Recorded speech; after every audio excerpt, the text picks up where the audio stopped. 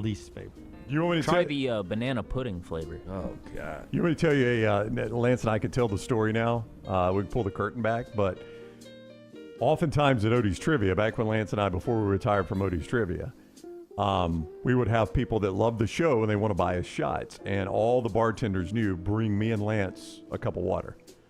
And every time they would do shots, they would deliver them and they would make sure to hand us the water. So, all right, everybody, here, 1, 2, 3, and we're just shooting water. And that was behind the scenes. I don't think we ever did a legit shot, did we? I don't Mine were think- all water. Way back in the day I did, but yeah. Mine were all water. The staff there at Odie's knew, bring Lance and Ryan a shot of water.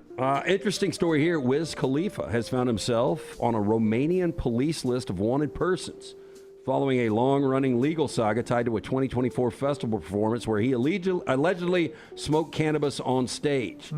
Now, the rapper received That's never been done before. final 9-month prison sentence for possession of risk drugs, they call them, for personal use after appearing at a music festival on the Black Sea coast.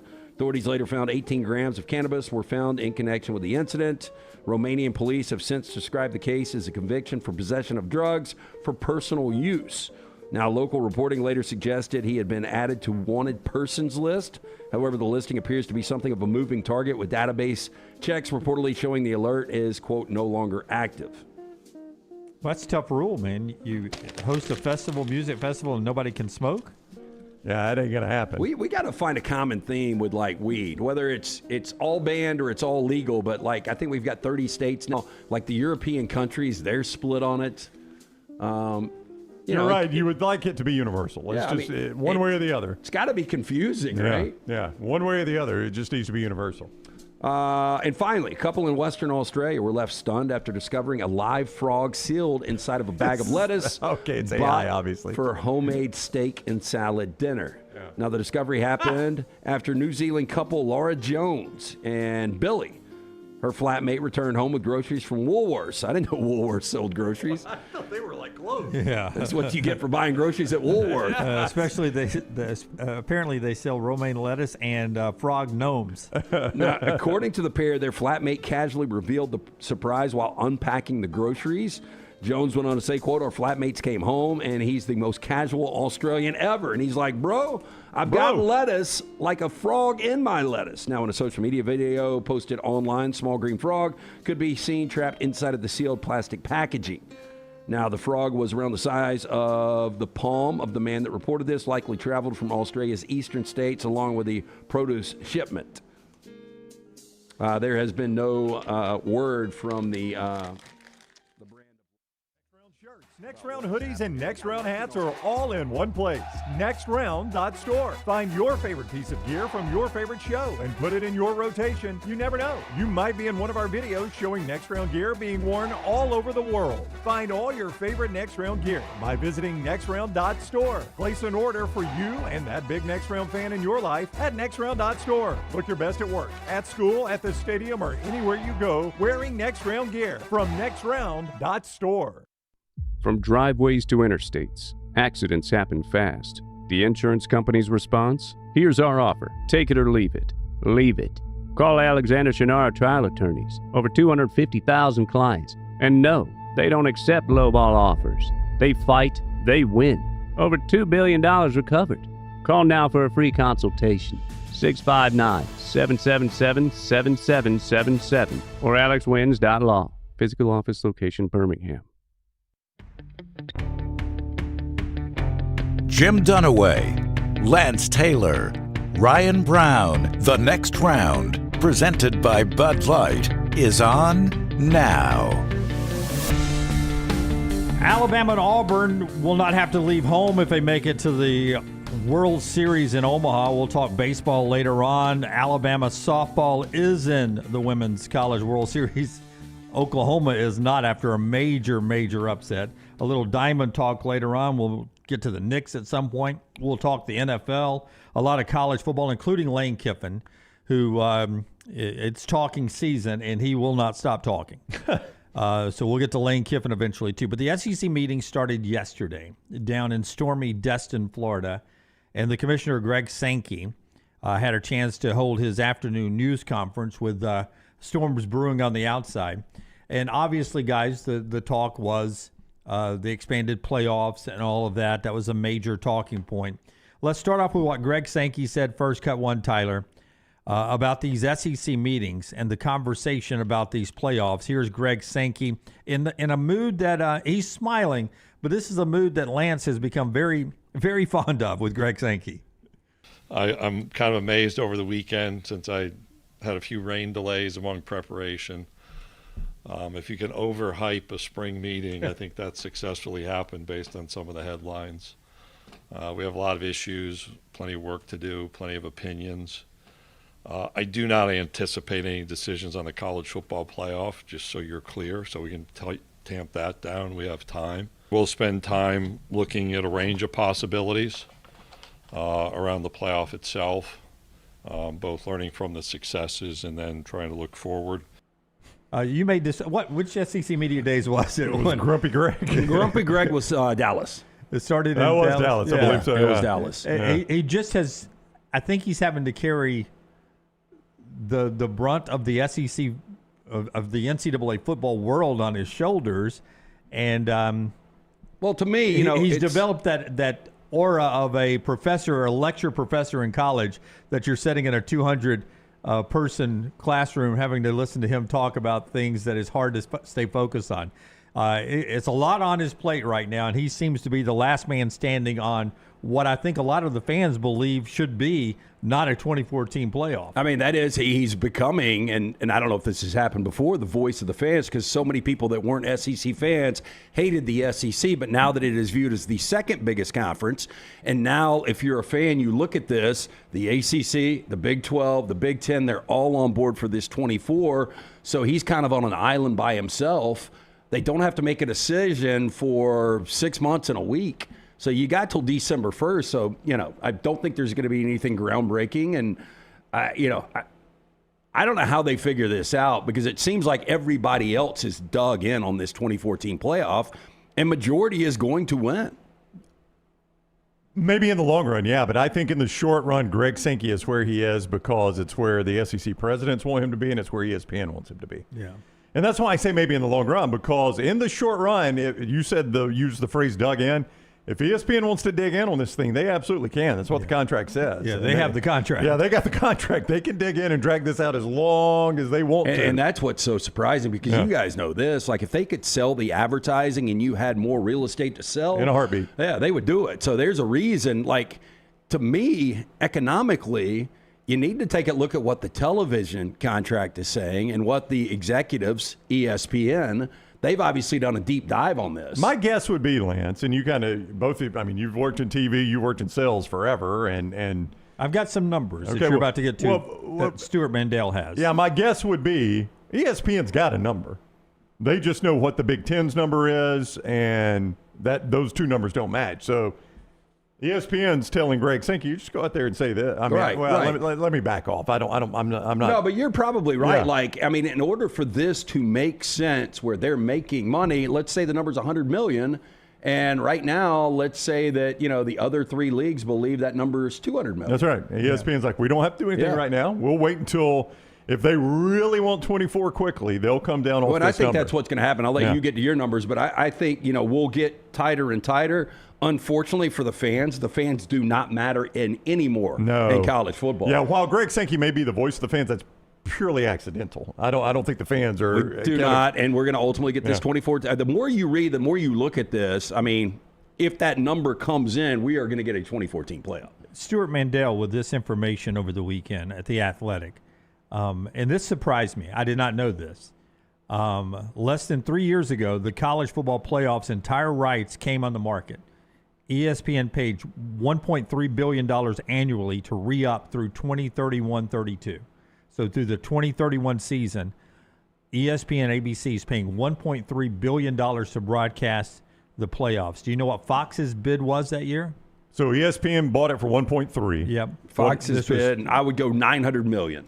It was zero. They did not bid on it.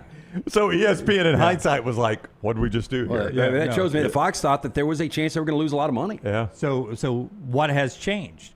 Well, ABC, ESPN, since they teamed up with the SEC, has seen, this is from Stuart Mandel, an increase in its regular season viewership. Last season, it aired 10 games prior to the college football playoffs that earned at least 10 million viewers. Another 24 games reached at least 5 million. ESPN execs fear that ratings for those big-ticket games during the regular season could dip if the postseason doubles overnight. Meanwhile, on Fox, says Stewart, they've got a different problem. It's not getting enough good games with their relationships for what they're paying for it. It aired just 3 games with at least 10 million viewers last season and only 2 others that topped 5 million. Yeah, they get a crap schedule. Well, because here's what the I would Big Ten. ask. Yeah, I mean, but let's just look at the 12-team playoff we had last year, because you're going to have more of the Oregon, James Madison, and more of the Ole Miss Tulane games when we expand to 24. That's going to be inevitable in the first round because you're going to get some bad matchups. How bad were those numbers? That's what I would look at if I am an executive from ESPN and I'm really trying to monetize this thing. We're going to have more games like that. So I think they were about 8 million, 9 million. Does I'll that look it pop up. right? You're talking about the 2 bad. yeah, I'm I mean, talking I hate to say about, this, the JMU, Oregon, and Tulane, Ole Miss. And even once you got Oregon, Texas Tech, I mean, I'd be interested to see what that number was, too. Terrible game. I would tell you this. Pat Forty said this over the weekend. When we expand that, it's surprising to me that Pat Forty, who, sometimes takes the opposite view of what mainstream seems to me.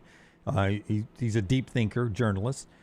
He points out that if we go to 24 teams, an 8-4 season that in the past would have gotten you to the Dukes Mayo Bowl or ReliaQuest Bowl would put you into the playoffs. You're still that same 8-4 team. Right. But that Dukes Mayo team or that ReliaQuest Never Bowl, had a chance to win any championship in any world. And he says that's still the same team. They're 8-4. They're just an 8-4 playoff team at 24. I'm telling you, here's not going to Charlotte in the Dukes Mayo The Bowl. argument we're going to get is the NFL model. The NFL does it right. The NFL has, at one point 9-7, now 10-7 teams that get in can make noise. Well, the reason they can, because literally on any given Sunday, because they're professionals, now people are going to be like, well, these guys are professionals. Yeah. Why can't an 8-4 beat a 12-0? Your point being the separation from the best team and the worst team in the NFL is so much closer. It really is. Yeah. And that, I don't care what you do with NIL, that's never going to change. Yeah. Reflected by the fact there are only 32 teams, and you can look at the point spread every Sunday. On the biggest blowout on the board every Sunday would be a fairly decent mid-tier college game on a Saturday. Yeah, and by the way, they've got a salary cap, so it is like teams. Now, some general managers do a bad job evaluating talent. Injuries take a part of this, but you're never going to have a clean Ohio State and Duke money is never going to be the same. Never. Or Ohio State and then Purdue in their same conference. Right. Oregon, James Madison averaged 4.4 million viewers. Ole Miss 4.4 million in the playoffs? Yeah. That ain't good. Keep in mind it was wow. Don't forget now that game was on Turner and was going head to head with an NFL game. I know. But still, you're going to have it you. on these No B doubt. networks if you have that many, especially with expansion. And you're going to have to go head to head with the NFL a lot. Oh, yeah. 4.4 million is half of what I thought the bad number was. Now, Tulane Ole Miss is going to be better because of Pete Golding and the Lane Kiffin. And it was the earlier game. Keep in mind, Oregon, James Madison was the primetime game. So this was an afternoon game. You had one early game that day, Miami and Texas A&M, I believe, was that Saturday early game, right? And then you went to Tulane Ole Miss. 6.2 million watched that. Wow. 4.4 million is not even a really good regular season game. No. And that was a playoff game.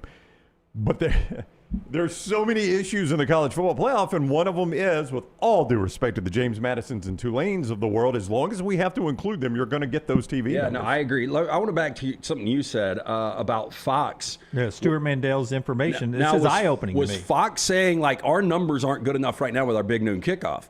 Because, I think we've kind of settled in and you've got a little condition that, hey, this is where this game's going to be. But I think we agree when you expanded this conference and you've got brands like USC, Oregon, and Washington, a primetime game for Fox would make a lot more sense. So if these numbers aren't where they want them to be, they're going to make an adjustment. And maybe that adjustment ultimately is going to primetime. I would say this, too, though, on the ESPN bid versus the Fox bid. That's one network that does not necessarily have to have college football live play-by-play to make money, and one that does. I mean, ESPN cannot make money without live play-by-play. Right. Fox still can. I mean, I'm assuming the cleaning lady or whatever they want to throw on there. Masked Singer and whatever. Volcano Floor. Yeah, whatever the other crap. Remember, ABC, ESPN are almost the same people. They are, but ESPN's got to they're probably funding a lot of that deal. So ESPN's they absolutely have to have live sports to make money as an entity, as ESPN. Are you guys surprised that Fox did not even bid on this? Yeah. Because here's the belief on why Fox is interested in college football now, according to Stewart's story, is that Fox may feel like they don't have enough money to stay in the NFL business, that Fox, after all these years, may lose out on the NFL. So they may want to turn their attention to the second biggest sport. Okay, and again, I have no knowledge. This is just, me spitballing and throwing it out there. Like, if you had to rank, again, the 4 major networks, ABC, NBC, CBS, and Fox, I would have thought that Fox was probably financially in better shape than any of them. Yeah, like, how is NBC, ABC, and CBS making more money than Fox right now? Well, let me I don't know about CBS, but let me tell you, NBC's win Sunday primetime.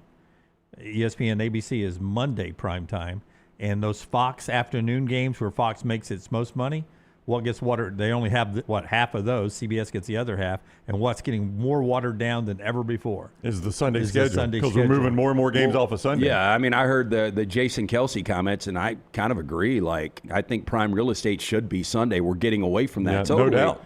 But with that said, I don't know where that Sunday audience. I mean, it still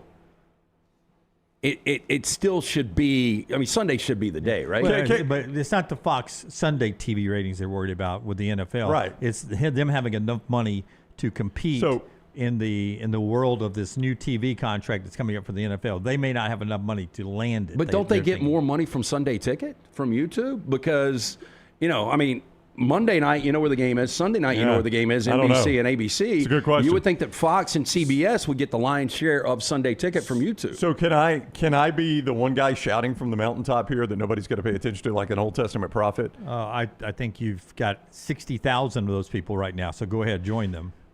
Go back to the very well done Cowboys documentary on Netflix, and the part of the Cowboys documentary where Jerry Jones and crew and Fox get together, and Fox is like, the people are paying nothing for the NFL. Do you know how much this is worth? We'll pay a ton for it. And all of a sudden the NFL is like, wait a minute. People want to pay that much to show our games? Heck yeah, we are all in, Fox. Let's sign this deal right now. Fox started that deal rolling because they were like, man, what these other jokers are paying is nothing compared to what we want to pay. We'll pay a ton for NFL play-by-play rights. And now, fast forward a long time, 30-ish, 40 years, whatever it is, 30 years. And Fox is like, it's gotten out of control. We may not be able to pay the NFL stuff. You're doing the exact same thing now in college football. You went to the Big Ten and said, we will pay you more than anybody's paying to show your games. Don't be surprised if 20 or 30 years from now, Fox is like, we're out. We can't do this. What we is can't a Sunday, continue to fund like this. a massive, like a Bills-Chiefs regular season Sunday, the 3:25, 4:25 Eastern window?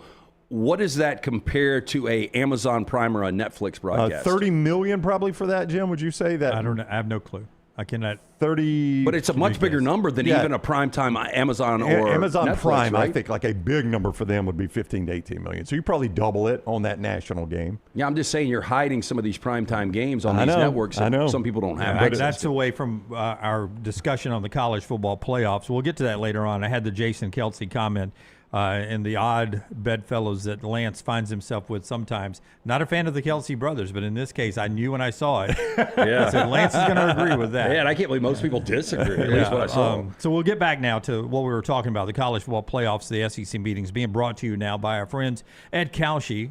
Promo code TNR to jump in with all the great fun with Kalshi. Yeah, hopefully you took a position on the New York Knicks going to their first NBA final since 1998 with our friends at Kalshi. Look, it's legally available in all 50 states. Most important thing is download Kalshi. Once you download that app, get into that rabbit hole of everything you can take a position on, from sports, politics, pop culture. You're going to absolutely love it. And Brown, when you do download Kalshi, make sure you put in that code TNR. When you trade $10, you'll get $10 back. And you can take a position on tonight's Game 5, crucial Game 5, San Antonio at Oklahoma City. How crucial? I got a stat for you later to tell you how crucial. Oklahoma City, 61% right now. San Antonio, 39%. In this Game 5 tonight there in Oak City. You can play right there at Kalshi. Take your position. And when you sign up, use code TNR, as Lance said, get $10 on your first $10 position. Using code TNR helps us a ton, but it also benefits you because you get $10 on your first $10 Kalshi position with code TNR. And Alexander Shenard, trial attorneys, that is our guy right there in the legal field. Whatever legal situation you face, you go to Alexander Shenara. Shenara.com, Shenara.com. How good is he at what he does? He's recovered more than $2 billion for his clients. $2 billion with a B. That is doing it right. He could have done this anywhere. Shenara is a well-respected attorney, right? He could have built his firm anywhere or built it up here and moved it, but he said, nope, I'm going to do it in the city of Birmingham. It's where I was born. It's where I was raised. It's where I went to college. It's where I'm going to work. And he's employed more than 150 talented attorneys, more than 500 dedicated team members, and you can be part of it too when you need legal assistance. Shenara.com, Shenara.com. Okay, so back to the SEC meetings in Destin and the college football playoff discussion here in the college football capital of the world, the Southeastern Conference. Greg Sankey, his concern about expanding the playoffs, where he actually mentioned, by the way, we didn't need to go away from 4, but we went to 12, and why he is sort of standing on the mountaintop of not wanting to go to 24. There's one reason for that, what we were talking about, and why Fox may want to sort of, tear apart the ship right now. As you expand, there are games that mattered at a certain level that don't matter the same way. And I'll give the example I've used before. Buffalo Bills fan, Josh Allen has a starting streak. They're playing the Jets last week of the season. He takes a snap and leaves. Jets are done. Bills are locked into a wild card. We don't really experience that in college football. And that happens over and over and over in the playoff-based NFL model. And so when you start to quantify, you look at a certain number. What are games that may have mattered at a smaller number under the scarcity principles of 12? These games, all of those games are high-leverage games for Oklahoma, where you go to 24 and maybe 1 or 2 of those games don't matter in the same way. Rivalry games will matter, I would argue, but hey, if you've got somebody that needs to rest because they're in at 24, those are the things that we want to try to understand. I think you can quantify that because we've done some of that work for our own purposes. Yeah, and we've talked about that on the show. We've talked about a lot of these things on the show for the last year because this discussion's been out there. But he brings up a great point. And when you're making all this money, yes, there are going to still be games that matter when you go to 24 for, 8-2, 7-3 teams trying to make the back end of the playoffs. But what does it do to the teams that are already the good teams at the top end of the playoffs? And are we going to be as excited to watch teams battling for the 18th seed as we are for teams battling for the 10th seed? Lance, you just simply cannot have this discussion without doing what Greg Sankey just did and comparing it to the NFL. It's impossible to have this discussion without doing that.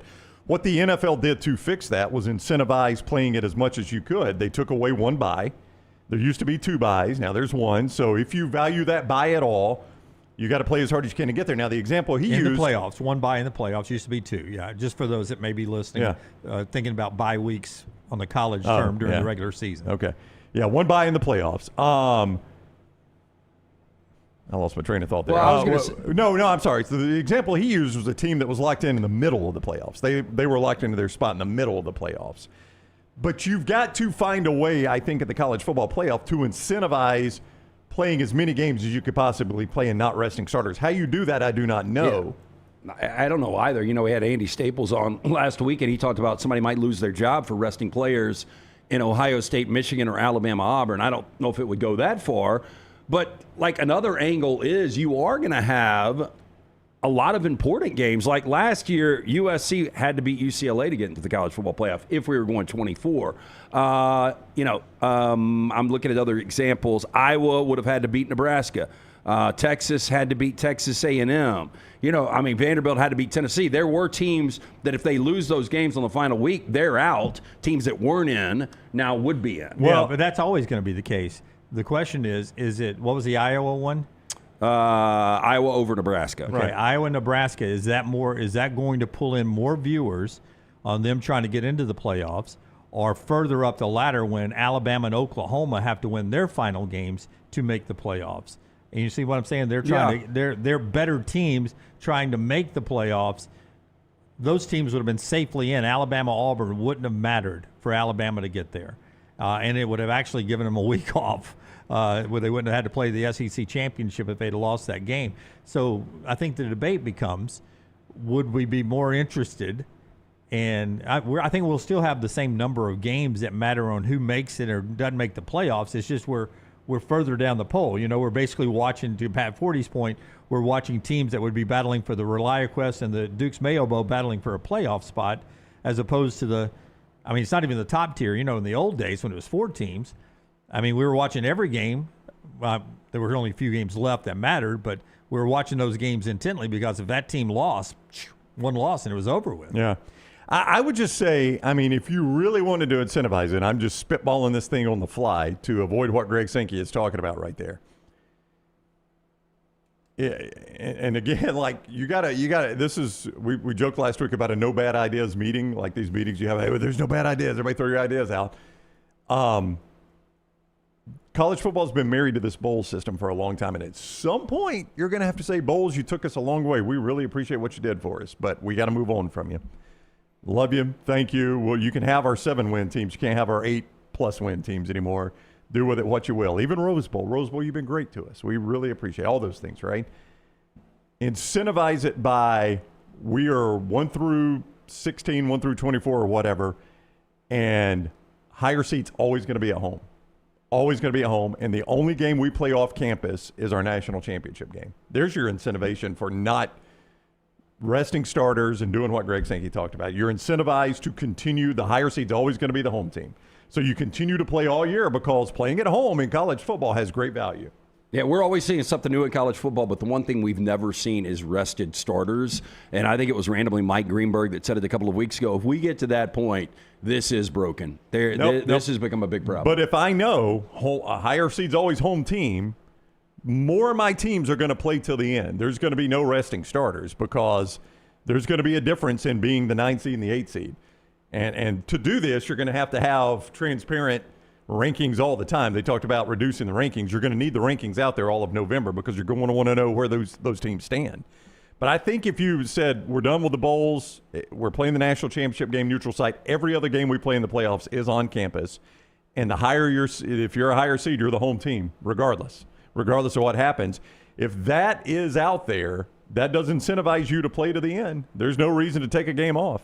A lot from Greg Sankey yesterday. Here's one more on just the move that they made from going 4 to 12. And listen to the SEC commissioner, who had 5 teams in the playoffs last year. We've used examples from professional sports. When professional sports have added to their postseason, it's always been a small adjustment. 4 to 12 was monumental, but I think it was justifiable. And you want to be careful about how far you go. And that's understanding the competitive impacts. And maybe you bring more teams into the conversation. And you make a judgment, because that's what I think you'd have to do, that, hey, a game that may not have that same type of leverage, if you will, or that same type of value because both teams could be in, that's minimal, but the ability to bring more teams into the conversation that would have been out creates value in the regular season. Yeah, so that's the value in the regular season that continues to be very important because people pay good money for those regular season games. The ADs, the SEC ADs, 16 of them, 14 of them gave Brett McMurphy a anonymous vote on how many teams they want in the playoff. 2 ADs chose not to give Brett McMurphy a vote. 1 AD said we should be at 12 teams. 4 ADs said 16. 1 AD said 20. I'll call him Solomon. He says witty. It's halfway between 16 and 24. I don't want to make a choice here, so I'll get hit from traffic on both sides of the road. We're going to split that baby then, all right? And then 8 of the ADs, 8 of the 14 that talked, said we want a 24-team playoff. That's what Greg Sankey's got to deal with over the next 2 days now down in Destin is There's no unanimous vote in the room anymore. That's not not a everybody on the surprise same page. with 16, but you got to get a little tighter, right? Yeah. Like if it was 14-2, hey, we got a little wiggle here. Why do you think it's not a surprise that how many total wanted more than 12? What was it out of There are I can 13 of the 14 want more than 12. 13 of the 14 want more than 12 Missouri, for what reason? Auburn, For what Florida to get to a college football playoff. For self-preservation. Yeah, that's it. The AD knows the more we go to the college football playoff, the less I got to round up buyout money to fire my coach, and the more job security I have. Now, who would vote against that? Kirby Smart? Probably. Georgia? Yeah, because he's probably in it at 12, at 14, how at many? 16, at 20. Maybe Kalen DeBoer, maybe. But but that also doesn't mean that that's not their natural position. I don't want to say that either, Jim. But I have to immediately discount the opinion, or at least I can't put as much weight in the opinion of somebody whose self-preservation relies on making the playoffs, on how big they want the playoffs. There's just too much self-preservation out there. SEC championship game and more from Greg Sankey on a 2014 playoff and some of his thought process of going through all the challenges that are facing college athletics right now, including self-governance, where the SEC and the Big Ten are talking about forget the NCAA rules. We'll have our own rules, probably like rules between the Big Ten and the SEC so it can stay competitive. We'll talk about that throughout the show as well. Clay Travis will be part of the show in our next segment, scheduled to be with us at 9:45. Before that, we'll celebrate a little bit of what went on the Diamonds in baseball and softball over the weekend and what the Knicks did last night. Coming up on the show, that's being brought to you by our friends at Hoover Toyota. Hey, if you're in the market for new or used, you need to go see our friends at Hoover Toyota, conveniently located on Highway 150. They've been perfecting the art of customer service for over 2 decades now, serving Birmingham, Alabaster, Vestavia with the best customer service, that red carpet program. They want to make sure you're a customer for life. On-site finance department right there, headed by Kim. Get in, see Harold Scott. I'm speaking from experience. You know, I purchased a Toyota back in October, purchased my daughter one in December of 2024. We have loved not only the driving experience, but also the buying experience. For more information to view the on-site financing and the incredible inventory, hoovertoyota.com. Follow Dunaway on Twitter and Instagram at Jim Dunaway. Hop in. Injured in an Uber or Lyft? Here's the problem. Was it the driver's fault? The other car? The app company? Good luck figuring that out while you're trying to heal. Alexander Shinar Trial Attorneys, they've got a guy for rideshare accidents. And here's the best part. They don't get paid unless you do. You heal. They fight. One call, 659-777-7777. Or visit alexwins.law. Alexander Shinar Trial Attorneys. Because rideshare accidents need an experienced team. Physical office is Birmingham. Sterling and the fine folks at Champy's Chicken on Highway 119 in Alabaster want to welcome you in for a great lunch or dinner starting at 11 a.m. every day. Chicken that's brined overnight and cooked to order, and the taste of the Delta with those Delta recipe tamales. Champy's is perfect for all your tailgating needs this football season. You can also choose Champy's for your next party, wedding, or birthday. Great food, great people. Champy's Chicken on Highway 119 in Alabaster, and everything online at champyschicken.com. At Central State Bank, we are large enough to serve you and small enough to know you. Manage your money with ease, whether it's mobile banking, hassle-free checking, competitive loans, business solutions, or personalized financial advice. We're your hometown bank with big-time service. Visit us today and experience banking made simple, because at Central State Bank, you come first. Member FDIC.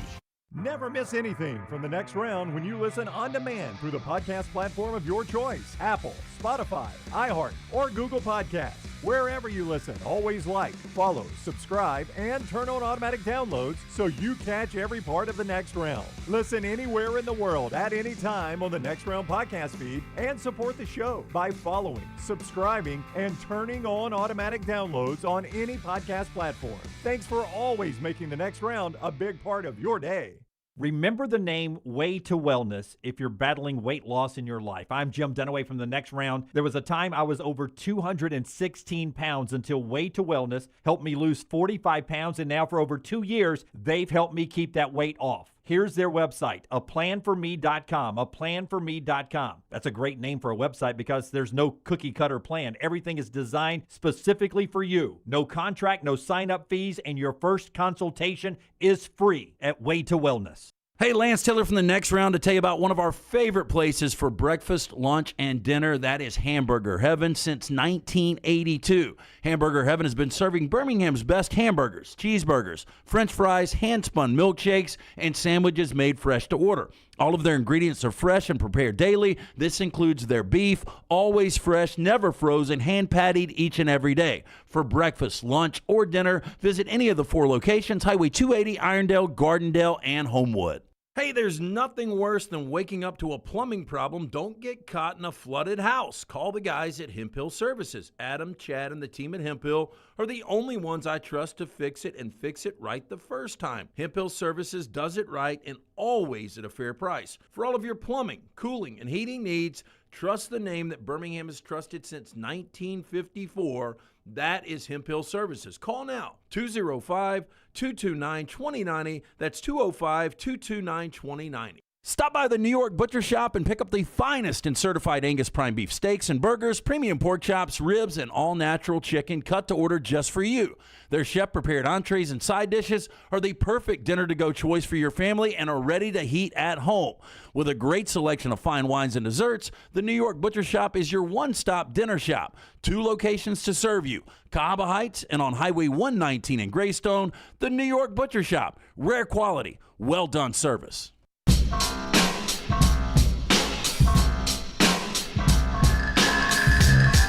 Later in the show, we'll talk about Lane Kiffin and the conversation he had with a couple of different reporters at USA Today. He said a lot coming off his Vanity Fair interview, and before he, I assume, steps in front of microphones today down in Destin at the SEC meetings. But it's going to be a long summer. It's going to be a long summer for Lane Kiffin. Because you know what happens in the South? If you go to the beach, just about anywhere in the Caribbean or the Gulf, you bump into SEC football fans, like Lane Kiffin did with Jeff Knox 55. Listen in. Say we're going to get our ass beat September 19th. Oh. Hotty Now, I don't know what beach that is, but over the weekend. Give it to me one more time, Tyler. Can I get it one more time? So good. Because watch Kiffin. He's going to take the picture. Going to be nice. Going to get in the video with this guy, and then he does this to him. Say we're going to get our ass beat September 19th. Hotty. Boy, that's dirty work right there. It really is. You get the coach to be nice enough to take a photo with you, then you blow him up like that. Yeah, that ain't 38. That's somewhere in the DR. It does look like that. Yeah, but the Caribbean. But he's got to be in Destin this week, so I guess when you got the PJ. Yeah, it does look like maybe I'm wrong. No, I agree with you. job. I think he chased sunshine and then he flew into Destin last night. The best part of that was how Lane just kind of dropped his head. Yeah. One more time, Tyler. You're right. He was so crestfallen when he realizes he had been punked. Say we're going to get our ass beat September 19th. Oh. Hotty. And then, of course, I would almost say that Lane Kiffin set that up just for another viral moment. True. You never know with them, right? Lance'sLock.com. Lance'sLock.com brought to you by our friends at Hemp Hill. Coming off a nice 6-3 yesterday, up 27 stars on the week, and 6-1 in our last 7 free plays. We are also 3-0 in the NHL playoffs, Stanley Cup playoffs. We have got another ice pick for you tonight. We've got another play at San Antonio, Oklahoma City, Western Conference Finals. Those will be up and available shortly, along with a lot of Major League Baseball. But jump on board and win with us at Lance'sLock.com. It is always brought to you by our friends at Hemp Hill Services. Whether you experience plumbing, heating, cooling issues, home or business, they are ready to serve you. Hard to stop a train. 205-229-2090. Call Adam, Chad, Andrew, the guys there. Tell them the Next Round sent you. Hard to stop a train. For more information, hemphillservices.com. All right, quickly run through what we got on the diamond this past weekend, dodging raindrops and all of that all weekend long. First off, the Alabama softball team, they beat LSU twice, and they're on their way for the 16th time back to the NCAA tournament. The performance from Jocelyn Brisky in one game, game one, she gave up a leadoff double. This coming off last year where she gave like 10 runs to Oklahoma in one inning. So she starts her next super regional start leadoff double off the wall. Then she retired 21 straight batters. Nobody reached base again, 11 strikeouts. They won game 1. She was in relief for game 2. Alabama advances on. Here's Patrick Murphy on Alabama going back to the Women's College World Series for a 16th time. This team has just been unbelievably selfless. They've been full of gratitude. They've been competitive. They've been hardworking, gritty. I mean, all the words that you love as a coach. This has been this team. And you don't want to jinx it or whatever, and because anybody can beat anybody. You guys all know that. And so I'm thrilled as can be that this group gets to go to the Women's College World Series. 16 of 30 years. They've only had 30 teams at Alabama, and 16 of them have gone to the Women's College World Series. But in a sport, we always talk about women's basketball, how it's getting less predictable, but it always seems you can almost predict who's in, who's out of the NCAA tournament very, bracket. very, very top heavy. Mississippi State wasn't supposed to get out of Oregon. They did, so they get the super regional. The bracket had them going to Oklahoma to play Oklahoma. Well, what happens? Mississippi State wins game 1, Oklahoma wins game 2, and then the deciding game 3, the final out, Mississippi State in Norman beats powerhouse Oklahoma, SEC on SEC crime, and Mississippi State is going to their first ever Women's College World Series. Here's their new coach, Samantha Ricketts, cut number 9, Tyler. Excited for this group. I think for us right now, obviously something that's never been done before, and just so proud of this group. And it was when nobody believed in us, they believed in themselves and in each other. It was the 25 in the dugout and the parents over the stands. And these seniors have been through a lot. We didn't make postseason their freshman year. And the 3 of them stuck around because they believe we could be in this seat right now. So they're going to the Women's College World Series. But the craziest scene, I told Brown last week that Texas Tech, who has spent as much money, relatively speaking, in softball as they have in football and basketball, to buy a roster out of the portal, playing powerhouse Florida in Gainesville. Mia Williams, the Jason Williams star NBA player, Mia Williams played at Florida like Jason did. She took the money, went to Texas Tech. She comes back with Texas Tech wearing the black hat in Gainesville this past weekend. 3-game series. She gets hit 7 times. 7 times she gets hit. I mean, will the Major League Baseball player that gets hit the most this whole season get hit 7 times? Oh, I don't know. That's a lot. That's a lot. That's old school Don Baylor. It is. 7 times in a 3-game series. Has she been a shit talker, or is it just her dad? Because I saw a couple of clips, social media wise, but I didn't really get into it. He was chomping and all of that, but he really cranked it up after they started hitting her. The coach says, we have to pitch it on. Here's Jason Williams in the stands. You saw this one, right, Lance? What LT's talking about. Yeah. The coach says we have to pitch her inside because anything out of the plate, she hits a home run. And sure enough, she hit a couple of bombs, big ones in wins for Texas Tech in this. She's a stud player. And look at that. And Texas Tech handed it to Florida, and afterwards, Florida didn't shake hands. Yeah, you have the Game 3 handshake afterwards. Yep. Florida went into the locker room and didn't shake hands, and the coach at Florida said, I was already in the locker room. I didn't see that. Yeah, that's Bush League, by the way. Did he get tossed or something? Why was he already in the locker room? I don't know if he got tossed or not. I did not watch I saw a soundbite from him. Scott, do you know? He did get tossed. Okay, so that's one. And afterward, Jason Williams said that he got tossed intentionally just so that he wouldn't have to shake his daughter's hand. Wow. Yeah, I could see it. Who won the series? Texas Tech. Texas Tech. Texas Tech. And they supposedly, according to the Florida coach and some other stuff I saw, there was a near bench clearing brawl, which he's like, I've never seen that in women's softball. I've never seen that. I haven't either. I mean, you see it all the time in baseball. You see some cat fights in women's basketball, but I have never seen the bench clearing in softball. Well, they had the number 1 crew doing it, so the same ones that'll do the World Series. But when you get hit the 5th time, the 6th time, and the 7th time, at some point in baseball, if this had been a Major League Baseball game, it would have been old school Braves Padres in the 80s. We would have cleared the benches after the 2nd or the 3rd hit. That's right. It would have never got to 7. Yeah. Which, by the way, a lot of people say that makes the pitcher have to be accountable for hitting people, and the coach having to be accountable for calling it. Yeah. And pitching inside. So maybe there's some validity to that, because when it goes unchecked, you see what happens, right? She gets hit 7 times. Hey, and by the way, I know it's 70 miles an hour. Oh, but it hurts. It's 70 miles an hour, first off, and it's 70 miles an hour from 46 feet it's away. A rock hard grapefruit. That's right. That's right. Those balls are not soft, so I wouldn't want to get hit one time with it, let alone 70. In men's baseball, before we get to Clay, you can go ahead and punch Clay up so we'll know when he's there. Auburn and Alabama both are national seeds. Auburn's a 4 seed, by the way. And they have one of the best pitching staffs and defenses in all of baseball. They have more innings this year against the toughest schedule. More on that with Brown in a second. That has allowed 0 runs in innings than anybody. Here's Auburn finding out they're number 4 overall seed. They play Friday at noon because that's the time ESPN wanted them on television. They'll play Milwaukee, Wisconsin. They're in there with UCF and NC State, so Auburn is in. Alabama also hosting a regional, and if they advance, would host a super regional. They're a number 7 seed. They get Oklahoma State, USC Upstate, and Alabama State. That Alabama State-Alabama game is in prime time. I saw an Auburn administrator wanted a nighttime game for Auburn as well. We're not going to get that. At Auburn, they're going to try to get over 10,000 fans into Plainsman Park. I think the record is under 9,000. They're going to try to get over 10,000.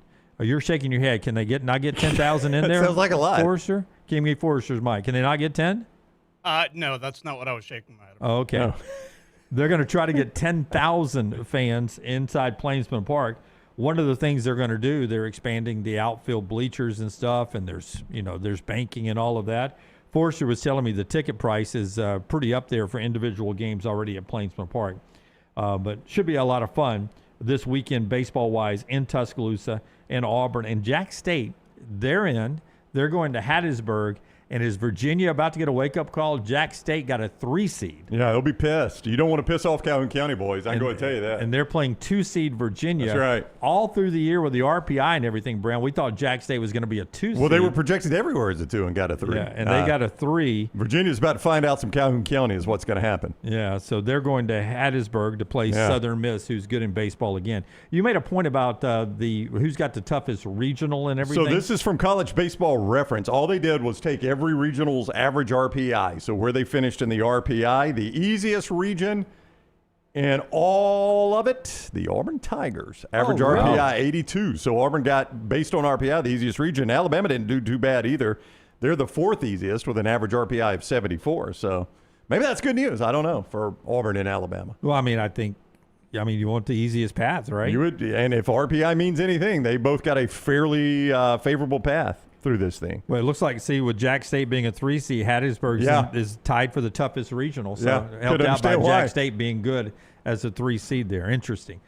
Clay Travis in a second. Before we get to Clay, the show being brought to you by our friends at Crane U. Tell us about Crane U, LT. Yeah, if you've got that career right now in the crane industry or you're just curious about one, the first big step, getting certified, becoming fully compliant, Crane U is here to guide you every single step of the way, from first-time operators to seasoned professionals seeking the recertification. Their industry-leading training programs are built for all experience levels, backed by a team with over 100 years of combined real-world expertise. Crane U delivers the knowledge, hands-on skills, and confidence you need to succeed in the field. Inspections, training, certifications, whatever you need, Crane U's got it handled. So one call you make and you are good. Make sure you tell them the Next Round sent you. For more information, craneu.com. That is craneu.com. And our friends at Urology Centers of Alabama, 70 years of compassionate care at 10 great locations here in Central Alabama.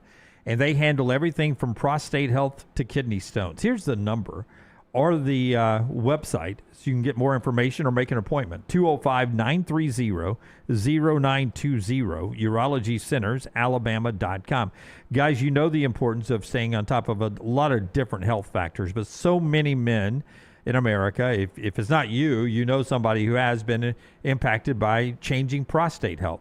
And early detection can literally save your life. And that's what the folks at Urology Centers of Alabama wants to do with you. Build that relationship and stay on top of your health as you move from your 20s to your 30s, 30s to 40s, and so on. They handle testosterone treatment, vasectomies, and everything else, too. See all they have to offer, the full menu, at urologycentersalabama.com, or make an appointment, 205-930-0920. By the way, Auburn's Jackson Coyvin is the best amateur golfer in college golf again. Second time he won the Ben Hogan Award. Only 2 other golfers have ever won the Ben Hogan Award. It may be a new award, Brown, before you start stretching your imagination. I think it's been around a minute. Oberg did it recently. He did. At Texas Tech. The other would have been, you would think Tiger Woods, but he didn't hang around long enough. Yeah, I think he left after he won, right? I'm trying to think of who had a great, I don't know who was the other one. I sent it out, John Rahm. Oh, yeah, Rahm at Arizona State. Yeah.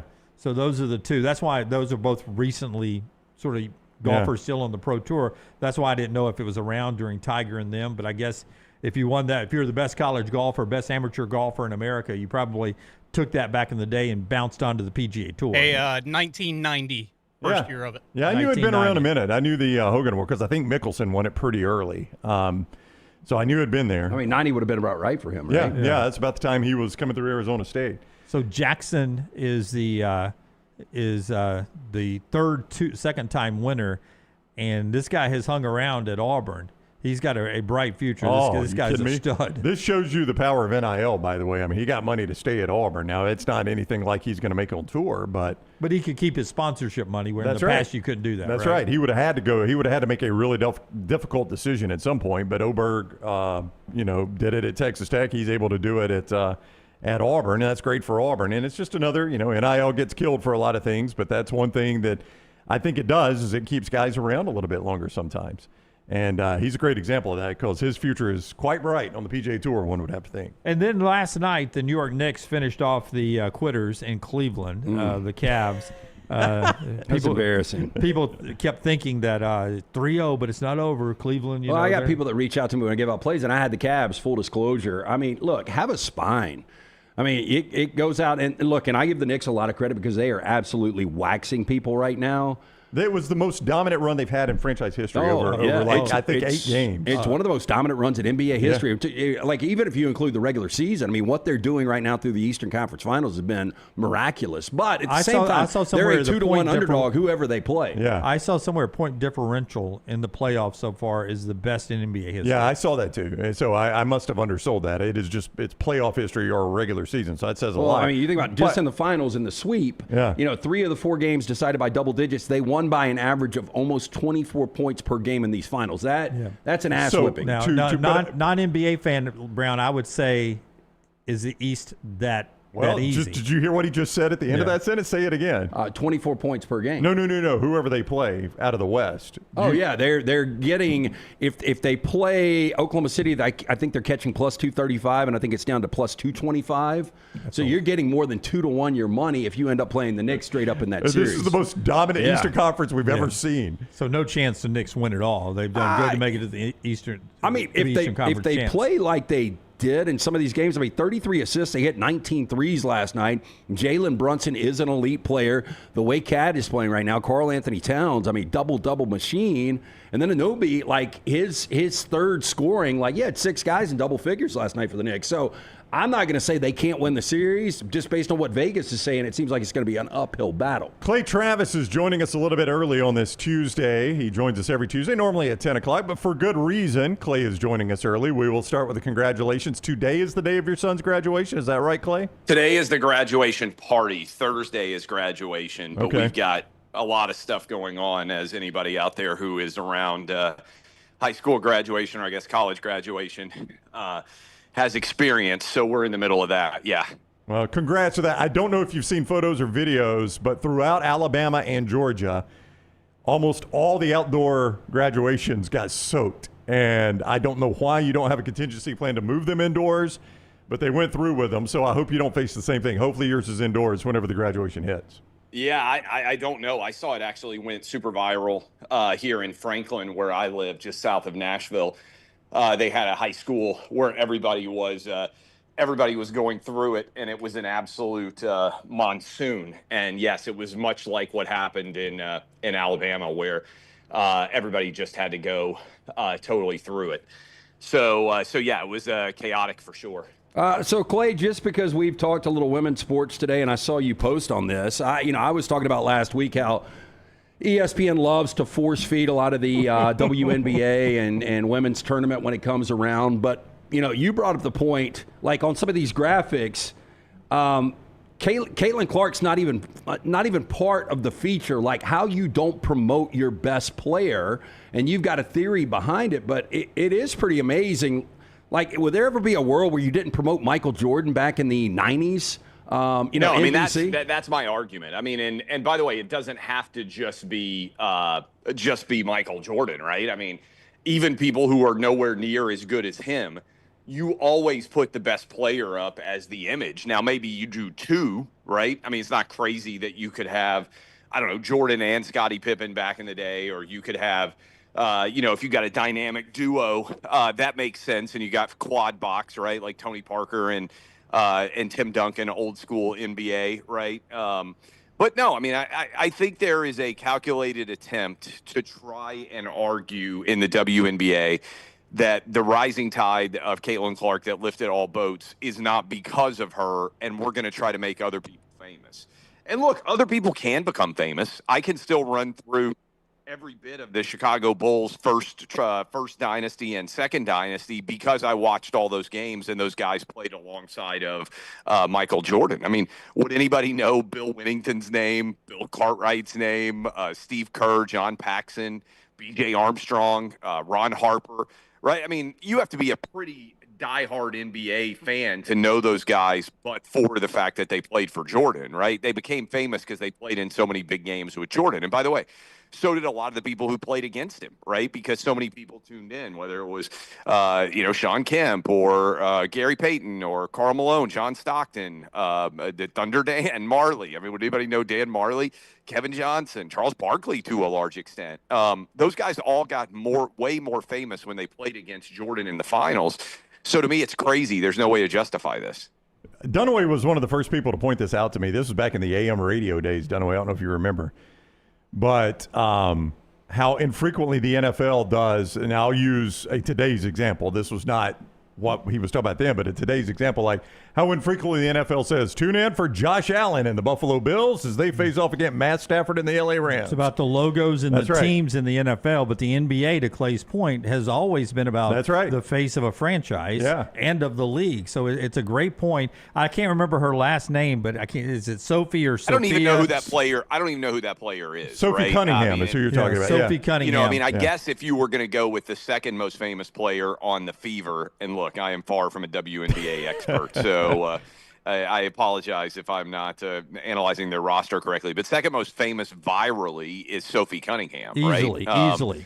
Easily. So you would, if you were going to go second most famous, it would be her. But even that would be weird, right? You would be like, well, wait a minute. Caitlin Clark is the star.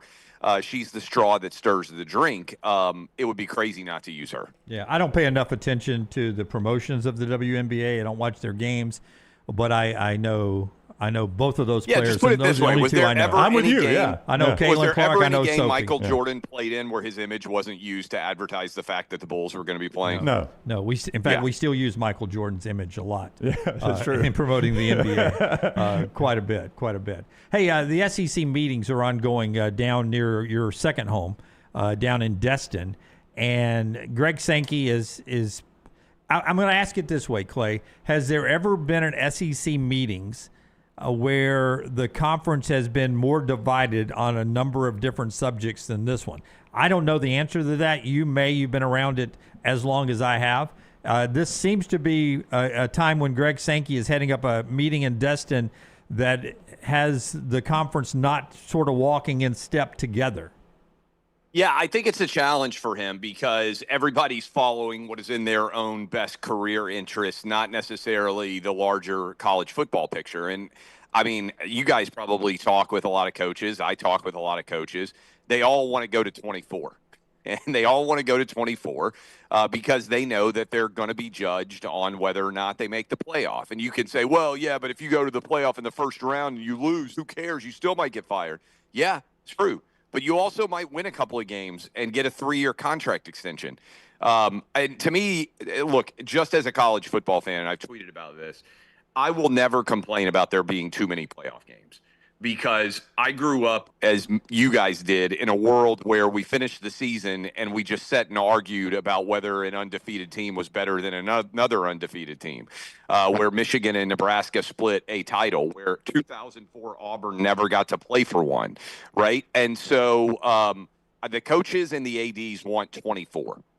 Greg Sankey does not. That is a situation that, you're right, has not really arisen that often, where the league's foremost stars in terms of non-players, the college football coaches, and the ADs, who are their ostensible bosses, all want something that Greg Sankey doesn't seem to be in favor of. You have an association with Fox over the years, but I don't mean to indicate you're in on the negotiations, obviously. Were you surprised? If you have not seen this, it surprised me. The Stuart Mandel report that Fox bid exactly $0 on the last college football playoff. Like, they did not put in a bid. The same time ESPN was bidding $1.8 billion, Fox bid $0. Yeah, I knew that. I didn't know if it was public or not. A lot of people looked around and said, why did ESPN pay as much as they did? Because nobody else bid against them, to my understanding. And that, I think that was partly because the idea was that this thing was in the bag, right? That ESPN was going to get the rights. But look, my general position on this would be the NFL, whatever the NFL does, by and large, is a good thing to copy, right? And the NFL has every basic media company in the United States with a playoff game. And as a result, all of those networks promote the heck out of the NFL playoffs. And, I mean, look, college football does not get casual fans. And people say, oh, there's a lot. Nah, not really. Like, if you look at the first round of the college football playoffs, the viewership doesn't take off like it does in the NFL over the course of the NFL, from the start of the NFL playoffs to the Super Bowl. Every round, the NFL gains audience. That's what should happen when you're connecting with the entire nation. Doesn't necessarily happen with college football. And so I think that's something that is a flaw that should be remedied. Guys, the other part of this that I think is significant is people may not buy into this, because I know we're in the South and we love SEC football. The whole nation needs to have college football playoff teams. It matters if California has teams in the playoff. It matters if you've got teams in the playoff from the Midwest. It matters if you got teams. I mean, it's probably never going to happen, but if Syracuse made a playoff run, it would be a big deal for viewership and people paying attention. So in an ideal world, yes, we may have 12 teams from the South that are in the college football playoff. But we also need parts of the other rest of the country doing well. I mean, LT knows this. When SC was good, it really did bring in a lot of eyeballs because they brought LA. And since SC has been bad, and UCLA is obviously atrocious, other than Oregon, there's almost no one that's performed at a high level west of the Mississippi on a consistent level, right? Like, leaving aside the Texas teams. And I think that matters. So my general position would be, let people fight it out over what the right number is. But last year, Notre Dame could have won a national title. They didn't get in. We don't have a system that is perfect now. I've said all along, just rank them 1 to 24 and make that the seeding. And if you can, or 1 to 16 or 1 to 12, stop with the shenanigans about like, oh, this champ team goes in. I'm done with conference championship games. I've been to a lot of them. You guys have been to a lot of them. I'd rather start the playoff earlier. And I think a lot of those things are popular with a lot of fans, and some aren't. And so they've got to figure that out. Into your backyard with a random question. Who lasts longer, Robert Saleh or Josh Heupel? Ooh.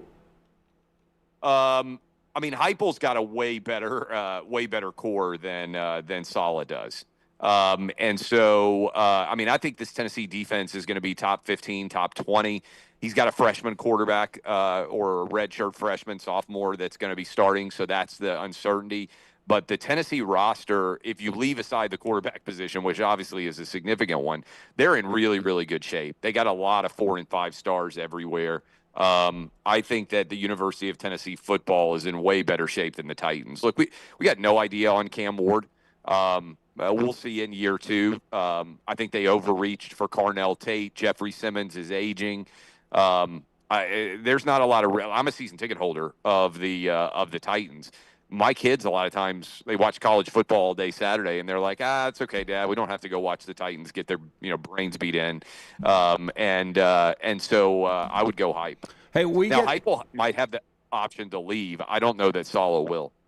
We get asked for tickets a lot. I'm sure you do. And all things equal, whoever asks first typically gets them. So 2030 Super Bowl in Nashville. I can't wait. Just asking if you got a couple laying around when we get to 2030. How big was that announcement for the city? Transformative. I mean, I grew up in a Nashville that had no pro sports at all. And now we've got the Preds, we've got the Titans. I think we're going to get Major League Baseball. We even got a MLS stadium with a team there. I mean, I think the Grizz would love to come here if they could. I don't think the politics of that's going to happen. And now we've got a Super Bowl. And so I just think it is. And by the way, I don't think this is going to be the only Super Bowl Nashville gets. I think we'll get it, every 10 years or so into the years ahead, because I think Nashville's going to put on a heck of a show. And I think the NFL is going to want to be here. New stadium will be great. But I expect that Nashville will become a little bit like LA, a little bit like Vegas, a little bit like Miami, where it kind of becomes, every 6, 7, 8 years, it's in the mix to be able to host a Super Bowl. So I think Nashville, look, my big thesis in life, if you want me to kind of look at the nation as a whole, is that everybody who can is going to be moving to Tennessee, Texas, and Florida because there's no state income tax here. And the more money you make, the bigger of a difference that is. I can't imagine paying 15% of my income to live in California, New York, or Illinois. And I think increasingly high-earning people are frustrated with their money being taken and it not being returned in a way that they think they're getting a good return for their tax dollars. And so I think you're going to see Texas, Tennessee, and Florida, where nobody has state income taxes, just continue to soar in terms of people with real incomes and successes wanting to move here, not only themselves, but also their companies. All right, he is Clay Travis, founder of Outkick. You see him on Fox as well. Clay, thank you very much for the time. Congrats to the graduate in the house there, and enjoy the week. Will do, brothers. See y'all soon. All right, man. Thank you. Clay with us on the Alexander Shannara Trial Attorneys Hotline. All right. Top of the hour here. We'll head to break with the great folks at Inverness Country Club and get back into some more college football on the other side. Brown, you playing? I am playing this afternoon. What are you going to do about that? Weather permitting. Yeah, I was about to say about that 4 or 5 hour. Played 54 holes over the weekend. Did not get one drop of rain on me, so I timed it out. Those meteorologists flipping that coin again, boy. They flipped it the wrong way. Inverness Country Club. 36 for me over the weekend, no rain. Not a drop. Not one drop. I loved it. That's crazy. I mean, it really, I thought it was going to be wall to wall, nothing but rain. But the best days happen at the Inverness Country Club. I actually was out there last Thursday for lunch. Loved that newly renovated clubhouse and dining. But they've got the pool that is opened up now, obviously golf, the racket club. Best days happen there, bro. They do. ICCalabama.com, ICCalabama.com, the website for all the information there. Set up a tour with our buddy Erin. She's giving them all the time, man. Tell her you want to play where the next round plays. 205-991-8608, 205-991-8608, or ICCalabama.com. Follow LT on Twitter at @TheLanceTaylor. We interrupt this program for breaking news from the gators of the litigation situation. Insurance companies have a playbook. I repeat, insurance companies have a playbook. Deny, delay, defend. They know which law firms will fold and settle cheap. They are not on your side. That's corporate greed at work. At Alexander Shannara Trial Attorneys, we fight back. We have the resources, the muscle, and the will to take them on. And you don't pay a dime unless we win. They fight dirty. We fight hard. Call 659-777-7777. Or hit up alexwins.law. Physical office location, Birmingham. Hey, Lance Taylor from the Next Round to tell you about one of our favorite places for breakfast, lunch, and dinner. That is Hamburger Heaven since 1982. Hamburger Heaven has been serving Birmingham's best hamburgers, cheeseburgers, French fries, hand-spun milkshakes, and sandwiches made fresh to order. All of their ingredients are fresh and prepared daily. This includes their beef, always fresh, never frozen, hand-pattied each and every day. For breakfast, lunch, or dinner, visit any of the 4 locations, Highway 280, Irondale, Gardendale, and Homewood. At Central State Bank, we are large enough to serve you and small enough to know you. Manage your money with ease, whether it's mobile banking, hassle-free checking, competitive loans, business solutions, or personalized financial advice. We're your hometown bank with big-time service. Visit us today and experience banking made simple, because at Central State Bank, you come first. Member FDIC. Next Round shirts, Next Round hoodies, and Next Round hats all in one place, nextround.store. Find your favorite piece of gear from your favorite show and put it in your rotation. You never know, you might be in one of our videos showing Next Round gear being worn all over the world. Find all of your favorite Next Round gear by visiting nextround.store. Place an order for you and that big Next Round fan in your life at nextround.store. Look your best at work, at school, at the stadium, or anywhere you go wearing Next Round gear from nextround.store. Stop by the New York Butcher Shop and pick up the finest in certified Angus prime beef steaks and burgers, premium pork chops, ribs, and all-natural chicken cut to order just for you. Their chef-prepared entrees and side dishes are the perfect dinner-to-go choice for your family and are ready to heat at home. With a great selection of fine wines and desserts, the New York Butcher Shop is your one-stop dinner shop. 2 locations to serve you, Cahaba Heights and on Highway 119 in Greystone. The New York Butcher Shop, rare quality, well-done service. Remember the name Way to Wellness if you're battling weight loss in your life. I'm Jim Dunaway from The Next Round. There was a time I was over 216 pounds until Way to Wellness helped me lose 45 pounds, and now for over 2 years, they've helped me keep that weight off. Here's their website, aplanforme.com, aplanforme.com. That's a great name for a website because there's no cookie-cutter plan. Everything is designed specifically for you. No contract, no sign-up fees, and your first consultation is free at Way to Wellness. Hey, for all of your IT and printing needs, reach out to our friends at Xerox Business Solutions. Look, I'm still one of those old school guys. I print my notes every single day for the show. If you watch the show here on The Next Round, you see all the notes in front of me. From day one, Xerox Business Solutions, they've been with us here at The Next Round. Local for over 45 years. For all of your IT and printing needs, visit XeroxBusinessSolutions.com or call 205-969-3000. That's 205-969-3000. Hey, there's nothing worse than waking up to a plumbing problem. Don't get caught in a flooded house. Call the guys at Hemp Hill Services. Adam, Chad, and the team at Hemp Hill are the only ones I trust to fix it and fix it right the first time. Hemp Hill Services does it right and always at a fair price. For all of your plumbing, cooling, and heating needs, trust the name that Birmingham has trusted since 1954. That is Hemp Hill Services. Call now, 205-229-2090. That's 205-229-2090.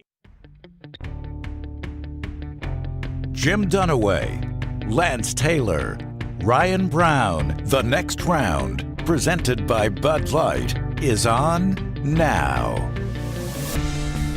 Hour number 2 of the show being brought to you by our friends at Central State Bank. Brownie, tell us about those great local folks. It is the bank, as Jim said, that is local. They are big enough to meet every need you have, but also small enough to know you, whether it's buying a car, starting a business. Why not bank with somebody that builds local relationships? That is Central State Bank. The people making the decisions that impact you go to church in your community. Their kids play ball at the same ball fields your kids do. They're in the same schools your kids are in. That's who you're dealing with at Central State Bank, not some nameless, faceless suit in another city. They don't open accounts. They build relationships. Central State Bank, member FDIC. Before we get back to some of the other stuff that Greg Sankey said at the SEC meetings, let's talk about what Lane Kiffin has been talking about. He did an interview with Matt Hayes of USA Today, and he did a multi-hour interview with Blake Toppenmeyer and others of USA Today about a variety of a variety of subjects. First, though, him trying to clean up what he said in Vanity Fair, something that could lead to him being punished potentially by the SEC when he talked about the racial diversity at Baton Rouge compared to Oxford. He told Matt Hayes, USA Today, that was not my opinion. That's what a parent said to me. And Lane made a point saying, I think people are missing the point that I didn't say that. That's what a parent said to me.